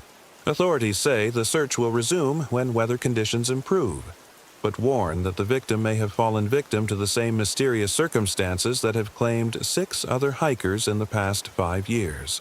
I jerked upright, nearly dropping the radio. 6 other hikers? The reports I'd found mentioned 7 disappearances total, including Emma. This would make 8. Someone else had vanished just 3 days ago. The broadcast continued with traffic updates and weather warnings, but my hands were shaking as I switched it off. I pulled out my phone to call the Park Service, but the screen showed no signal. Not unusual for this remote area, but the timing felt ominous. Dusk came early in the valley, creeping between the trees like smoke. I'd finished setting up camp and was heating a can of soup on the RV's stovetop when I heard the first sound that didn't belong. A low humming, almost below the threshold of hearing, that seemed to rise from the ground itself. I stepped outside, listening. The humming faded, replaced by something worse. Absolute silence. Even the normal nighttime sounds, insects, settling wood, the distant call of an owl, had been swallowed by the darkness gathering between the trees. That's when I noticed the light. It flickered deep in the forest, maybe a quarter-mile from my campsite. Too steady to be a flashlight, too warm to be electric. It pulsed like a heartbeat, casting brief shadows that moved wrong, too long, too angular, reaching toward me across the impossible distance. I grabbed my own flashlight and stepped to the edge of the clearing. "Hello," I called out. "Is someone there? Do you need help?" The light went out immediately, plunging the forest into complete blackness. But in the moment before it died, I could have sworn I saw something moving toward it. Something that walked upright but moved with the fluid, boneless grace of a snake. I retreated to the RV, double-checking the locks and pulling the curtains closed. The rational explanations lined up in my mind like soldiers. Another camper with a lantern. An optical illusion caused by fatigue and stress. The natural anxiety of being alone in an unfamiliar place. But Emma's face haunted my thoughts as I tried to sleep, and I found myself listening for sounds that never came. The radio woke me at 3:17 a.m. Sarah Chen, age 34, last seen at Devil's Den State Park. The Kansas City woman was reported missing by her employer when she failed to return to work. Park rangers discovered her abandoned RV at a primitive campsite this morning, with all personal belongings intact. This marks the 9th disappearance in the area in 5 years, prompting renewed calls for a federal investigation into what locals have begun calling the Devil's Den phenomenon. I bolted upright, my heart hammering against my ribs. The radio was reporting my own disappearance. But I was here, I was alive, The broadcast was coming from the radio mounted in my RV's dashboard. The radio I'd turned off before going to sleep. The radio that was still switched to the off position. I stumbled across the small space and yanked the power cord from the wall. The voice continued, clear and calm, describing the search efforts that would begin at first light, describing how my sister Emma had vanished from this same campsite 6 months ago, describing the pattern that authorities were only now beginning to recognize. The voice on the radio was my own. I was outside the RV without conscious thought, fleeing into the darkness that suddenly felt safer than the confines of my temporary home. My bare feet found the cold ground, and I ran. Not away from the campsite, but deeper into the forest, following some instinct I couldn't name. The trees seemed to part before me, offering paths where none had existed in daylight. Moonlight painted everything in silver and shadow, but the shadows moved independently, flowing like water around my feet as I stumbled over roots and fallen logs. Behind me, I could still hear the radio broadcasting details of my disappearance, the sound carrying impossibly far through the still air. I ran until my lungs burned and my legs gave out, collapsing against the rough bark of an enormous oak. When I looked back, I couldn't see any lights from my campsite. I couldn't see anything familiar at all. The forest around me was wrong. The trees were too tall, their branches reaching impossible heights that disappeared into a sky without stars. Ferns carpeted the ground in prehistoric abundance, their fronds brushing against my arms with the texture of cold skin, and everywhere carved into bark and etched into stone were symbols I recognized from my research into the disappearances. Spirals, overlapping circles, angular marks that hurt to look at directly. I'd seen these same symbols in the margins of Emma's journal, the one the police had found in her car. She'd been sketching them obsessively in the weeks before her trip, claiming she'd seen them in dreams. The cops had dismissed them as artistic doodles, but I'd spent hours trying to decode their meaning. Now, surrounded by them in the flesh, I understood that meaning wasn't the point. They were markers, waypoints, bait. A branch snapped behind me. I spun around, flashlight beam cutting through the darkness, and saw myself standing 20 feet away. I smiled with my own face, but the expression was all wrong. Too wide, too knowing. The eyes reflected my flashlight beam like an animal's, and when she spoke, her voice was mine, but the words came from somewhere else. Sarah Chen, age 34, last seen at Devil's Den State Park. I ran. The forest became a maze of repeating landmarks, the same fallen log, the same distinctive rock formation, the same clearing where pale flowers grew in perfect spirals. No matter which direction I chose, I always ended up back at the same places, while behind me my doppelganger followed at a steady pace, never hurrying, never losing ground. The Kansas City woman was reported missing by her employer, she called out in my voice. Park rangers discovered her abandoned RV at a primitive campsite this morning. Each time I saw her, she looked more wrong. The proportions were slightly off, arms too long, head tilted at an unnatural angle. But the voice remained perfectly mine, reciting the details of my disappearance like a mantra. Dawn came without warning, the darkness simply lifting to reveal a gray sky filtered through an impenetrable canopy. I found myself standing in a clearing I'd never seen before, surrounded by 7 camping tents arranged in a perfect circle. Each tent was a different color, a different style, but all bore the same signs of sudden abandonment. Unzipped doors, sleeping bags pulled halfway out, personal belongings scattered on the ground. In the center of the circle stood a wooden post, weathered and ancient, covered in the same spiraling symbols I'd seen throughout the forest. Names were carved into its surface, and my blood turned to ice water as I read them. Emma Chen, March 15th. David Torres, August 3rd. Melissa Wright, June 22. Jacob Morrison, July 18th. 7 names, 7 dates, 7 people who'd vanished from this forest, their disappearances attributed to everything from animal attacks to voluntary disappearance. But here was the truth, carved into wood that felt older than the trees surrounding it. At the bottom of the post, in fresh letters that still wept sap, was my own name, Sarah Chen, October 24th. Today's date. This marks the 9th disappearance in the area in 5 years, said my voice from directly behind me. I turned to find not 1 but 3 versions of myself standing at the edge of the clearing. They moved in perfect synchronization, their heads tilting at the same impossible angle, their smiles stretching wider than human faces should allow. Prompting renewed calls for a federal investigation, they said in unison, into what locals have begun calling the Devil's Den phenomenon. The center version stepped forward, and I could see now that she wasn't quite solid. Light passed through her in strange ways, bending around the edges of her form like heat shimmer. When she spoke, other voices echoed beneath mine, Emma's voice and others I didn't recognize. You came looking for answers, Sarah. We are the answer. What are you? I whispered. We are the echo, she said. The resonance. This place remembers everything that enters it, and we are the memory given form. Your sister understood in the end. They all did. Where is Emma? Where are the others? The 3 figures raised their arms in unison, pointing toward the wooden post. They are here. They are us. They are the echo that calls others home.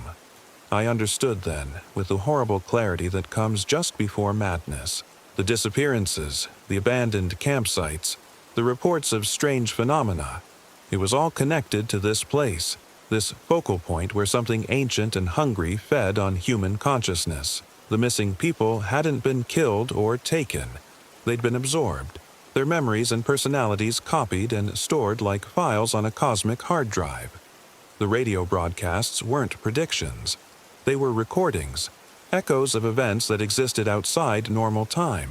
The forest was showing me my own disappearance because it had already happened, was always happening, would continue to happen for anyone who came looking for answers. Emma fought, I said. It wasn't a question. At first, the central figure agreed. They always do, but the echo is patient. The echo is eternal. And eventually they all choose to join us rather than face what waits in the spaces between. What spaces between?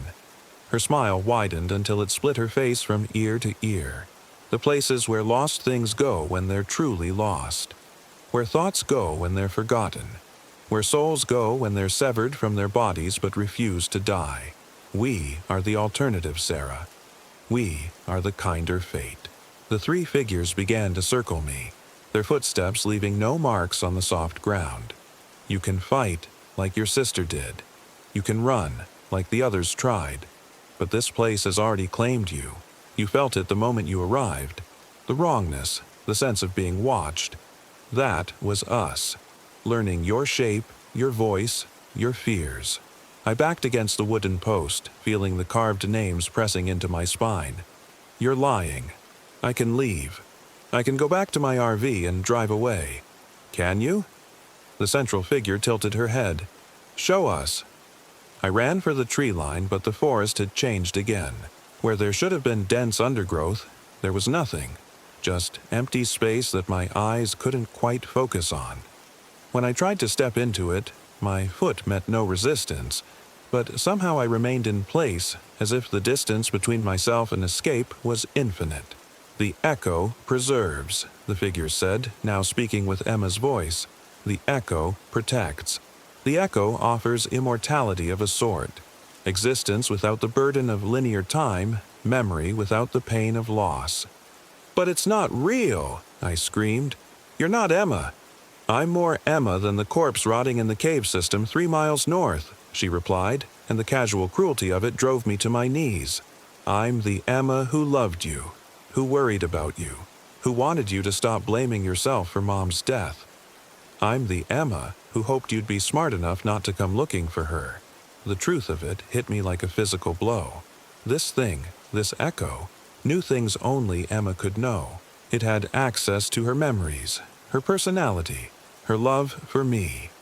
In every way that mattered, it was my sister, except for the fundamental fact that it wasn't real. Why? I whispered. Why keep us? Why not just let us die? Because death is empty, the Emma thing said, kneeling beside me with a gentleness that broke my heart. Death is silence, but the echo is forever. Your consciousness, your memories, your capacity for love and fear and wonder, all of it preserved, protected, eternal. At what cost? The illusion of free will, the burden of uncertain futures, the pain of entropy and loss. She reached out to touch my face with fingers that felt almost warm. Small prices for infinite existence. I closed my eyes, trying to block out her face. So perfectly Emma's face, down to the small scar on her chin from a childhood accident. When I opened them again, the clearing had changed. The 7 tents were gone, replaced by 7 figures standing in their place, people I recognized from my research. The missing hikers, all watching me with expressions of infinite patience. At their center stood Emma, exactly as she'd looked the last time I saw her. Not the twisted echo thing, but my sister as she truly was. She looked sad but not afraid, and when she spoke, her voice carried the weight of absolute truth. Sarah, I need you to listen to me very carefully. What you're seeing, what you're experiencing, it's not real. The echo feeds on consciousness, on the electrical patterns of thought and memory. It creates these experiences to keep you engaged, to prevent your mind from shutting down while it processes you. Then how do I know you're real? You don't, she said simply. But I'm going to tell you something only the real Emma would know. Something I never told anyone. Not even you. Remember when Mom was dying? Those last few weeks when she was barely conscious? I used to sneak into her room at night and read to her from our old fairy tale books.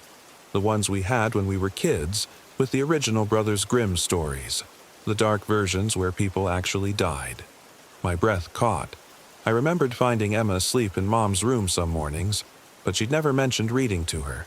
I read her those stories because I thought she needed to know that endings don't always have to be happy to be meaningful. That sometimes the bravest thing you can do is accept the darkness and find your own way through it. Emma's image flickered, becoming translucent. The echo can copy my memories, my personality, even my love for you. But it can't copy the choices I made when no one was watching. The private moments that shaped who I really was. What am I supposed to do with that? Fight. Not the echo. You can't fight that.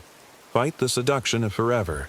Choose the messy, painful, uncertain reality of being human over the perfect preservation of being memory. The clearing dissolved around me like mist, leaving me standing alone in the pre-dawn darkness of the actual forest. My RV was visible through the trees, exactly where I'd left it, my footprints leading away from it in a straight line. No maze of repeating landmarks, no impossible distances. Just ordinary woods in ordinary Arkansas. But the radio was still playing. Federal investigation into what locals have begun calling the Devil's Den phenomenon. The latest victim, Sarah Chen, was found this morning in an apparent catatonic state approximately 50 yards from her campsite. Medical personnel report she appears physically unharmed, but has not responded to verbal stimuli. I ran to the RV, burst through the door, and yanked the radio's power cord from the wall. The broadcast continued. I smashed the radio with a hammer from my toolbox, reducing it to plastic fragments and exposed wires. The voice kept talking. Preliminary examination suggests Chen may have experienced what psychologists term a dissociative fugue state, possibly triggered by the trauma of her sister's disappearance 6 months ago. However, local residents claim the incident bears all the hallmarks of previous mysterious occurrences in the area. The voice was coming from inside my own head. I understood then that I'd never left the clearing. The echo had me, was processing me, creating layers of false reality to keep my consciousness engaged while it drained me of everything that made me human. The RV, the radio, even this moment of understanding. All of it was happening inside whatever passed for the echo's mind. But Emma had given me a weapon. The knowledge that reality and illusion could be distinguished by the weight of genuine choice. Every version of events the echo showed me was perfect in its way, each detail crafted to be believable. But perfection itself was the flaw. Real life had rough edges. Real choices carried consequences you couldn't predict. Real love was messy and painful and shot through with uncertainty. The echo offered immortality, but immortality was just another word for stagnation. It could preserve Emma forever, but it couldn't preserve the Emma who grew and changed and made new choices every day. That Emma was gone, and no amount of perfect memory could bring her back. I stopped fighting the illusion and started fighting the temptation. When the echo showed me Emma whole and happy and eternal, I chose to remember her sick and dying in that hospital bed, tubes and wires turning her into a stranger. When it offered me reunion without pain, I chose to remember how much I'd hurt when she left, because that pain was the price of having loved her. When it promised perfect preservation of every moment we'd shared, I chose instead to let those memories blur and fade the way real memories do, keeping only the emotional weight of them, the shape they'd left on my heart. The clearing wavered. The false Emma flickered like a dying light bulb. "You don't understand," she said, and now her voice carried the echo's desperation. "Without preservation, everything ends. Every thought, every feeling, every moment of love. All of it dies and is forgotten. We offer meaning beyond entropy, purpose beyond death.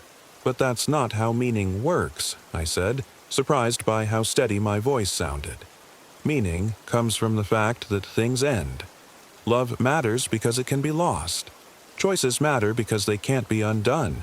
You're offering me a museum exhibit of Emma, not Emma herself. Then you choose oblivion, I choose reality, even the parts that hurt.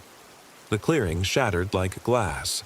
I opened my eyes to find myself lying on the ground beside my RV, state park rangers kneeling over me with emergency medical equipment. The sun was directly overhead. It was past noon, which meant I'd been unconscious for nearly 18 hours. "Ma'am, can you hear me? You're going to be okay. We found you about an hour ago. Your employer called when you didn't show up for work." I tried to sit up, but one of the rangers gently pushed me back down. "Easy there. You've been through something. We need to get you checked out at the hospital." "The radio," I mumbled. "It was broadcasting." "There's no radio in your RV, ma'am. No power hookups at this campsite. You've got a battery-powered emergency beacon, but that's it." They were right, of course. I'd been primitive camping. No electricity, no radio, no way for me to have heard those broadcasts. But as they loaded me into the ambulance, I caught sight of something that made my blood freeze. There was a wooden post at the edge of the clearing, weathered and ancient, covered in carved symbols. Too far away to read the names, but I could see fresh cuts in the wood where new letters had been carved. The paramedic followed my gaze. "Oh, That old thing? Been there longer than anyone can remember. Local folklore says it's some kind of memorial, but most of the writing's too old to make out. Course, kids keep adding to it. Probably carved your initials up there somewhere, right? I didn't answer. As the ambulance pulled away, I kept my eyes on the post until the trees swallowed it up. But I could swear I saw a figure standing beside it, watching us leave. A woman in hiking clothes who looked exactly like my sister. At the hospital, they found nothing wrong with me beyond dehydration and exhaustion. The doctors attributed my experience to a combination of stress, grief, and spending too long alone in an isolated environment. A psychological break, they said. Completely understandable given what I'd been through with Emma's disappearance. I let them believe it. What was the alternative? Tell them about the echo? About the thing in the woods that collected human consciousness like butterflies pinned to boards? They'd have kept me for psychiatric evaluation, and eventually I'd have started to doubt my own memories. Maybe that would have been easier. But Emma had been right about one thing. The bravest choice is often to accept the darkness and find your own way through it. I never went back to Devil's Den. I never resumed my investigation into the disappearances. The official explanation for Emma's fate, that she'd become disoriented and fallen into one of the numerous cave systems, was enough for the insurance company and the death certificate. It had to be enough for me, too. But I kept the lessons the echo had taught me, intentionally or not. I stopped trying to preserve my memories of Emma in perfect detail, stopped rehearsing conversations we'd had, or studying photographs until I wore out their emotional impact. Instead, I let my grief evolve and change, the way grief is supposed to. I let my love for her become something living rather than something static. And late at night, when the world was quiet enough to hear the spaces between thoughts, I sometimes caught the edge of a broadcast that didn't belong to any earthly station, a voice that sounded like mine, reporting on disappearances that hadn't happened yet, describing search efforts for people who weren't yet missing. I learned not to listen too carefully. Some echoes are meant to fade. The scar on my left palm is the only physical proof I have that any of it really happened. 3 small marks in the shape of a spiral, too precise to be accidental, too shallow to be threatening. They appeared sometime during my stay in the hospital, though none of the medical staff could explain them. They don't hurt, but they never heal completely either.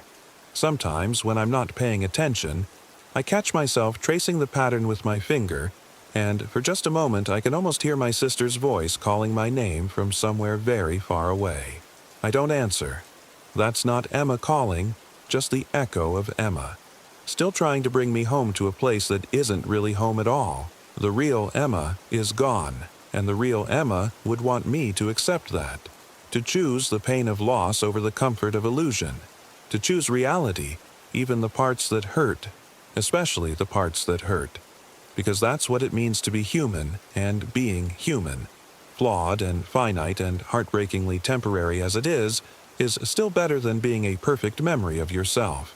Even if sometimes in the darkest hours before dawn, perfect memory seems like the kindest fate of all. We drove through the night, stopping only for gas and coffee, putting as much distance as possible between us and whatever haunted those woods.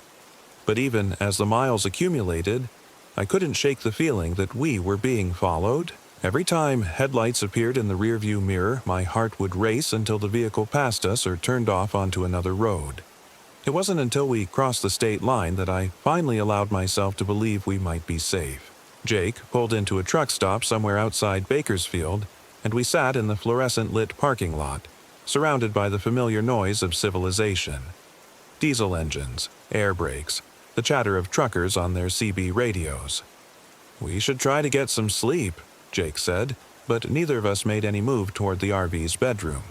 We sat at the dinette table, drinking bitter coffee from paper cups and avoiding each other's eyes. "Do you think it's still there?" I asked finally, waiting for the next family to show up. Jake rubbed his face with both hands. "I don't know. I keep trying to convince myself we hallucinated the whole thing. Shared psychosis brought on by grief and stress. But you saw the footprints. You saw the photograph." "I know." His voice was barely above a whisper. "I know what I saw. But the alternative is accepting that there are things in this world that shouldn't exist. Things that can take the face of someone you love and use it to destroy you. I reached across the table and took his hand. His fingers were ice cold despite the warm night air. "We survived," I said. "Whatever it was, whatever it wanted, we got away." But even as I said the words, I wasn't sure they were true. Because sitting there in that truck stop, I could still smell strawberry shampoo. It was faint, so faint I might have imagined it. But it was there, clinging to my clothes, my hair, my skin like a perfume that wouldn't wash off. And when I looked in the truck stop bathroom mirror 10 minutes later, I could swear I saw Emily's face looking back at me for just a split second before my own reflection returned. We made it home the next afternoon, pulling into our driveway in suburban Phoenix like refugees returning from a war zone. The house looked exactly the same as when we'd left, but everything felt different. The familiar rooms seemed smaller somehow, more vulnerable, as if the walls weren't quite solid enough to keep out whatever might want to follow us. Jake immediately started researching the campground online, looking for any mention of disappearances or strange incidents in Sequoia National Forest. He found scattered reports over the years, hikers who'd vanished without a trace, campers who'd abandoned their sites in the middle of the night, stories of people claiming to have seen deceased relatives in the woods. But nothing official. Nothing that would stand up in court or convince a skeptic. "Look at this," he said, pointing to his laptop screen. A blog post from 2018. A woman from Oregon says she saw her dead husband at Giant Grove Loop. Same trail we hiked. I read over his shoulder, my skin crawling as I recognized details that matched our own experience.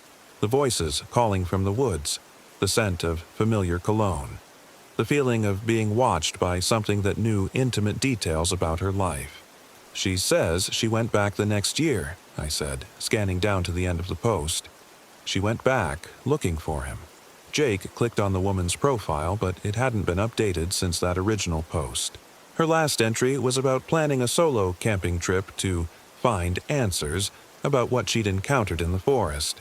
"She never came back," I said quietly. "Did she?"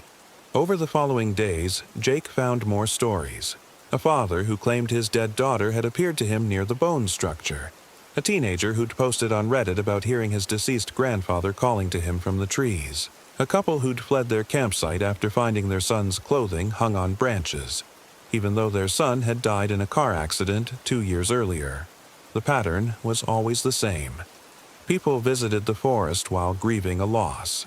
They encountered something that looked and sounded like their deceased loved one.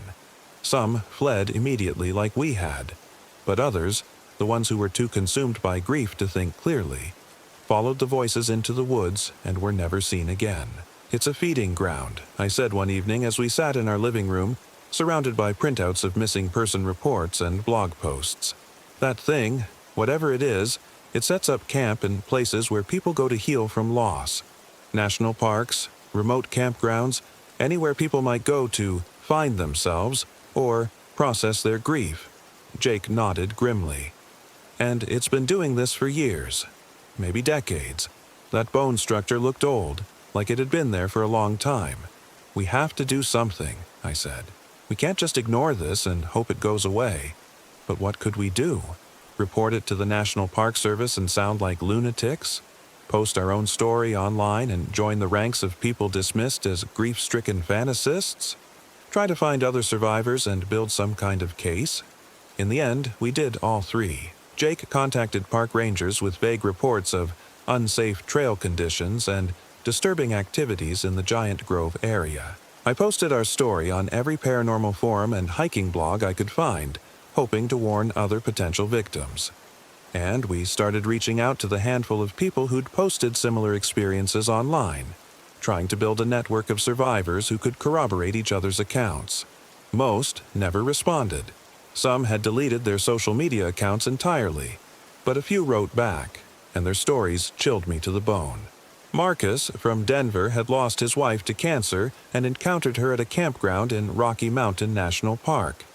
He'd followed her voice deep into the wilderness before something, some last vestige of rational thought, made him turn back. When he returned to his campsite, all his gear had been rearranged into the same pattern. a circle of belongings with his wedding photo in the center. Linda, from Seattle, had seen her dead son at Mount Rainier. She'd been smart enough to flee immediately, but not before taking a photo. The image she sent us made my hands shake. A pale figure in a child's clothing, standing at the edge of a forest clearing.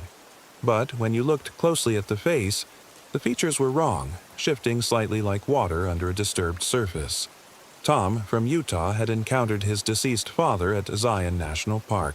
He'd managed to resist the entity's calls, but when he hiked the same trail a year later, he found his father's watch hanging from a tree branch. A watch that had been buried with his father's body. Each story added another piece to a horrifying puzzle. Whatever was hunting in our national forests wasn't unique to Sequoia. It was something ancient and patient, something that had learned to mimic human form and exploit our deepest emotional vulnerabilities. And it was getting stronger, bolder, more successful with each passing year. "We need to go back," I said one night, 3 weeks after our escape. Jake looked up from his laptop where he'd been mapping reported incidents across the western United States. "What?" "We need to go back to Sequoia, with equipment this time. Cameras, recording devices, whatever we can get. We need proof that will make people believe us." "Sarah, that's insane. That thing almost got you last time. If we go back, then we go back prepared. We know what we're dealing with now. We know its tricks." Jake set down his laptop and stared at me. "No, absolutely not. I won't risk losing you to that thing. And I won't sit here knowing it's still out there, still hunting people who are too devastated by grief to think clearly." I leaned forward, gripping his hands. "Don't you understand? It targeted me because it knew I was vulnerable. Because it knew exactly which buttons to push to make me follow it into the woods. How many other people are just as vulnerable? How many other sisters and parents and spouses are going to walk into those trees because they miss someone so much they can't think straight?" Jake was quiet for a long moment, and I could see the war playing out behind his eyes, his need to protect me battling against the knowledge that I was right. "There has to be another way," he said finally. "We could contact researchers, anthropologists, people who study this kind of thing professionally. And how long would that take? How many people will die while we're building academic credibility for our ghost story?" The truth was, I needed to go back, not just to warn others or gather evidence, but for my own sanity. The Emily thing's words had burrowed into my brain like parasites.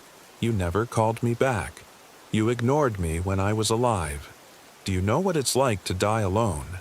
I needed to face that thing again, to prove to myself that it wasn't really Emily, that my sister's death wasn't my fault, that the guilt I'd been carrying for months was exactly what the creature wanted me to feel.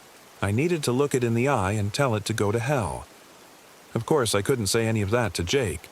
He was already terrified I was having some kind of psychotic break. If I told him I was planning to confront a forest demon for the sake of my mental health, he'd have me committed. "One trip," I said instead, "just to document what's there. We go in daylight, we stay together, and we leave the moment anything feels wrong." Jake shook his head. "It's too dangerous. It's dangerous to leave it alone, too. What if the next person it targets doesn't have someone to pull them back from the edge? What if it's a parent who just lost a child, or someone who's already suicidal from grief?" I could see him wavering. Jake had always been the practical one in our relationship, but he also had a strong sense of justice. The idea of an innocent person falling victim to that thing when we might have prevented it was eating at him too. "Fine," he said finally, "but we do this right. Professional equipment, backup plans, emergency contacts, and the moment, the very moment, anything feels wrong, we leave." I nodded, relief flooding through me. Agreed. But even as I said it, I knew I was lying. Because I wasn't planning to leave when things felt wrong. I was planning to stay until I found answers, until I could look that creature in the eye and prove it wasn't my sister, until I could finally let Emily go. We spent the next 2 weeks preparing for our return trip. Jake bought a professional-grade video camera and a collection of audio recording equipment. I researched the folklore of shape-shifting entities and found references to creatures called grief walkers in several Native American traditions. Spirits that fed on sorrow and took the forms of the deceased to lure mourners to their deaths. The accounts were chillingly similar to what we'd experienced. The entities reportedly appeared in places of natural beauty where people went to heal from loss. They could mimic not just the appearance of the dead, but their voices, mannerisms, and memories. And they grew stronger with each person they consumed, gaining new knowledge and new ways to manipulate the living. But the folklore also mentioned ways to protect oneself. Iron was said to repel them, as were certain herbs and symbols. Some accounts mentioned that the creatures couldn't cross running water, or that they lost their power if their true nature was acknowledged by their intended victim. I wasn't sure how much of it was true, but I packed iron nails in my backpack and drew protective symbols on our equipment with permanent marker. It felt foolish, but after what we'd experienced, I wasn't taking any chances. The night before we were scheduled to leave, I had the dream again. I was back in our childhood bedroom, listening to Emily breathe in the bunk above me. But this time, when her breathing stopped, I climbed up to check on her. The top bunk was empty except for an old Polaroid photograph lying on the pillow. It showed Emily and me as children, standing in front of a massive sequoia tree. But something was wrong with the image. Emily's face was blurred, as if she'd been moving when the picture was taken, and there were dark shapes lurking in the background between the trees. I woke up gasping, my heart pounding. Jake was already awake beside me, staring at the ceiling. "Bad dream?" he asked quietly. "Yeah. You. I keep dreaming about that bone structure, about all those nightgowns hanging from the trees." He turned to look at me. "Sarah, are you sure about this? We don't have to go back. We could just move on. Try to forget." But I couldn't forget. The Emily thing's voice was still echoing in my head, mixing with memories of my real sister until I couldn't tell which was which. I needed to go back. Needed to face whatever was wearing Emily's face and prove to myself that it wasn't her. "I'm sure," I said. "We need to do this." The next morning, we loaded our gear into a different rental RV. A smaller, more maneuverable model that would be easier to escape in if necessary. Max seemed to sense where we were going. He was agitated from the moment we started packing, whining and pacing around the house like he was trying to tell us this was a terrible idea. "Maybe we should board him somewhere," Jake suggested. "Keep him safe." But I shook my head. Max had been the first to sense the creature's presence. His instincts might be the thing that saved us if we ran into trouble again. The drive back to Sequoia National Forest felt like traveling toward our own execution.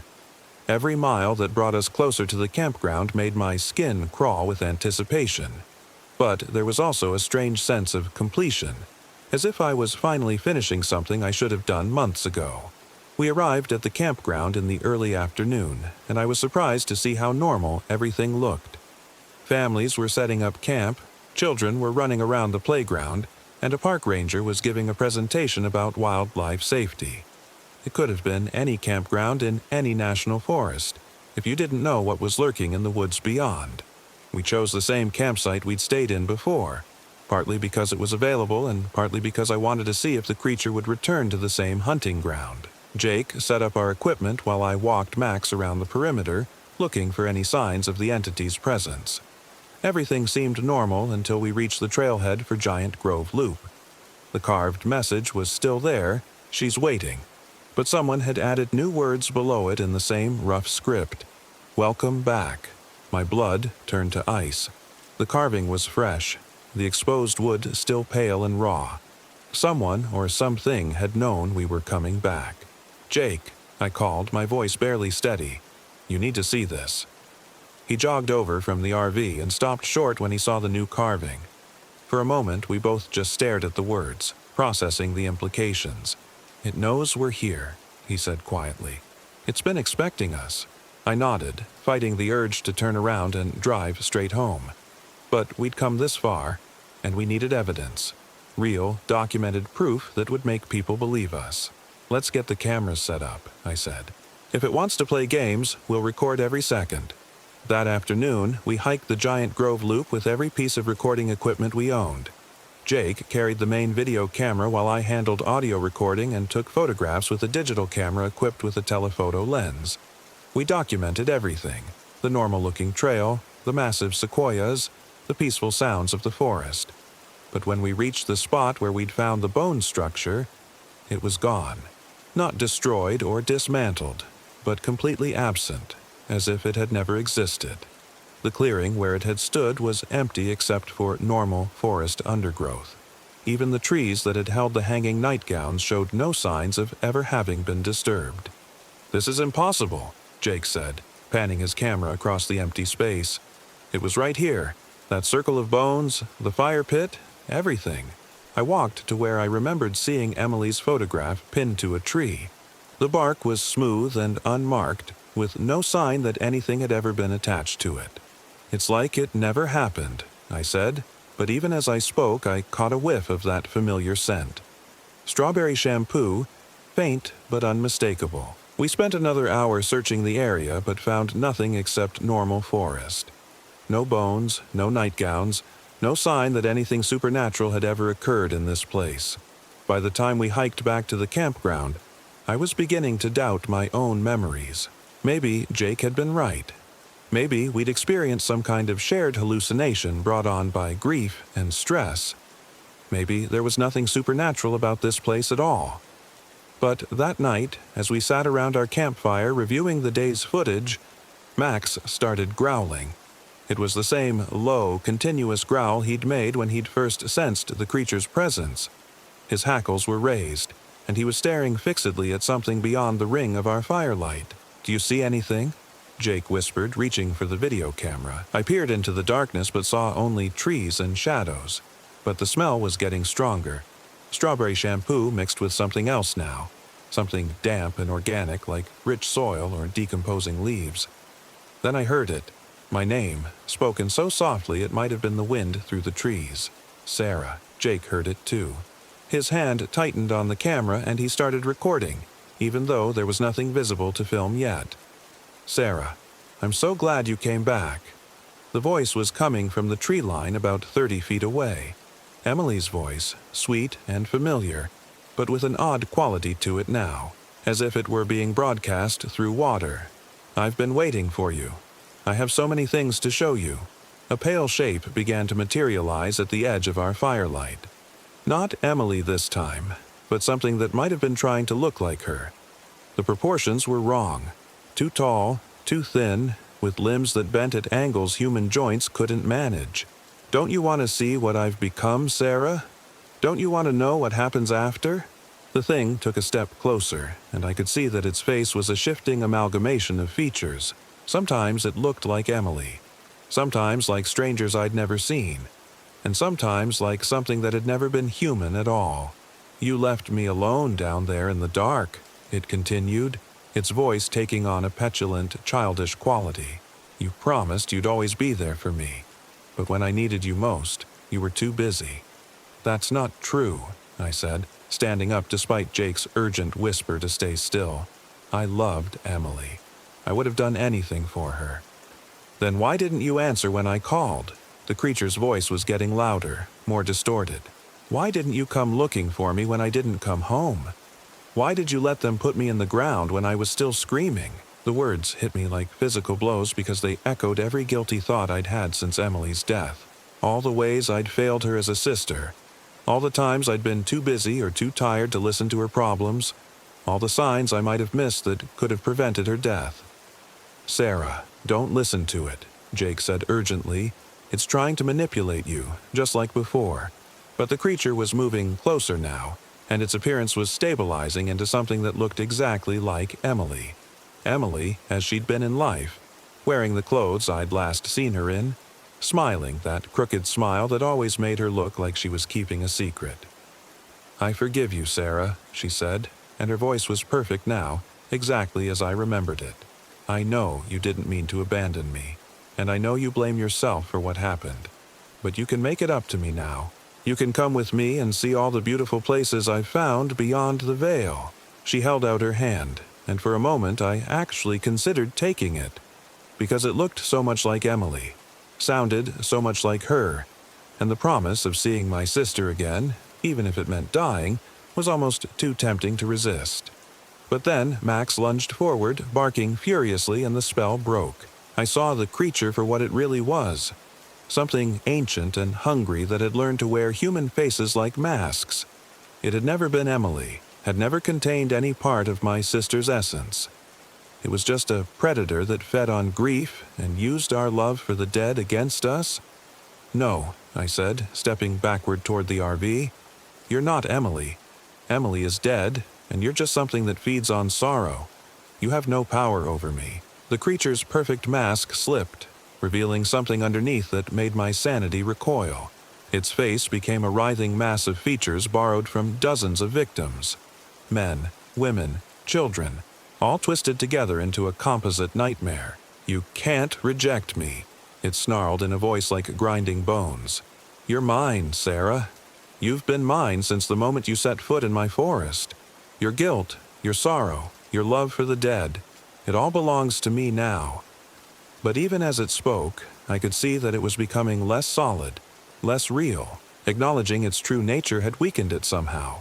Or maybe it was the iron nails in my backpack, or the protective symbols I'd drawn on our equipment. Jake, start the RV, I said quietly, not taking my eyes off the creature. He was already moving, keeping the camera trained on the entity while backing toward the vehicle. The creature followed, but it was definitely fading now, becoming translucent like smoke. This isn't over, it hissed as we reached the RV. I know where you live now. I know your scent, your heartbeat, the taste of your dreams. You can run back to your little suburban house, but I'll find you. When you're sleeping, when you're alone, when you're thinking about all the ways you failed the people you loved, I'll be there. I climbed into the passenger seat as Jake started the engine. Through the windshield, I could see the creature standing in our abandoned campsite, its form becoming more and more indistinct. You'll never be free of me, Sarah, it called as we drove away, because I'm not just something that lives in the forest. I live in your guilt, your regret, your inability to let go of the dead. I am every harsh word you never took back, every call you never returned, every time you chose yourself over the people who needed you. The words followed us down the mountain road, echoing in my head long after the creature itself was lost to distance and darkness. Because as much as I wanted to dismiss them as the lies of a predatory entity, there was enough truth in them to hurt. I had failed Emily in small ways throughout our lives. I had been too busy to take her last call. I had let my own grief and guilt make me vulnerable to something that shouldn't exist. But I was still alive, and Emily was still dead, and no amount of guilt or self-recrimination would change either of those facts. The creature in the forest fed on that kind of circular thinking, that endless loop of regret and self-blame that kept people trapped in their sorrow. The only way to defeat it was to forgive myself and let go. We drove through the night again, this time with hours of documented evidence of our encounter. The video footage was shaky and often unclear, but it showed something that couldn't be explained by conventional means. The audio recordings captured voices and sounds that shouldn't exist. The photographs revealed shapes and shadows that defied rational explanation. It wasn't perfect proof, but it was enough to start building a case, enough to warn other potential victims, to convince park officials to take the report seriously, to maybe save some lives. We never went back to Sequoia National Forest, but we did start a website documenting our experience and collecting stories from other survivors. We posted our evidence online and sent copies to researchers who studied paranormal phenomena. Slowly, carefully, we built a network of people who'd encountered similar entities in other locations. The thing in the forest was right about one thing. I never completely escaped it. Sometimes, in the quiet moments before sleep, I still catch the scent of strawberry shampoo. Sometimes I hear Emily's voice calling my name from empty rooms. Sometimes I dream about white nightgowns hanging from trees like the shed skins of ghosts. But I don't follow the voices anymore. I don't chase the scents or investigate the shadows, because I've learned the difference between honoring the dead and being consumed by them. Emily is gone. She died alone on a hiking trail 3 months ago, and nothing I do can change that fact. I carry my guilt and my love for her like stones in my pockets. Heavy, sometimes, but manageable. And when something that claims to be my sister calls to me from the darkness, I tell it the same thing I told the creature in the forest. You have no power over me, because the real Emily, the one I remember and mourn and carry in my heart, would never want me to follow her into the dark. She'd want me to live, to heal, to find ways to honor her memory that don't involve destroying myself. The creature in Sequoia National Forest still hunts, I'm sure. It still lures grieving families into the woods with the faces and voices of their deceased loved ones. But maybe our website saves a few people. Maybe our documented evidence makes a few potential victims think twice before following phantom voices into the trees. Maybe that's enough. Maybe that's how you defeat a monster that feeds on sorrow. Not by destroying it completely, but by teaching people to starve it instead. Emily would have liked that idea, I think. She always was smarter than me when it came to fighting the things that tried to drag us down. Even dead, she's still teaching me how to survive.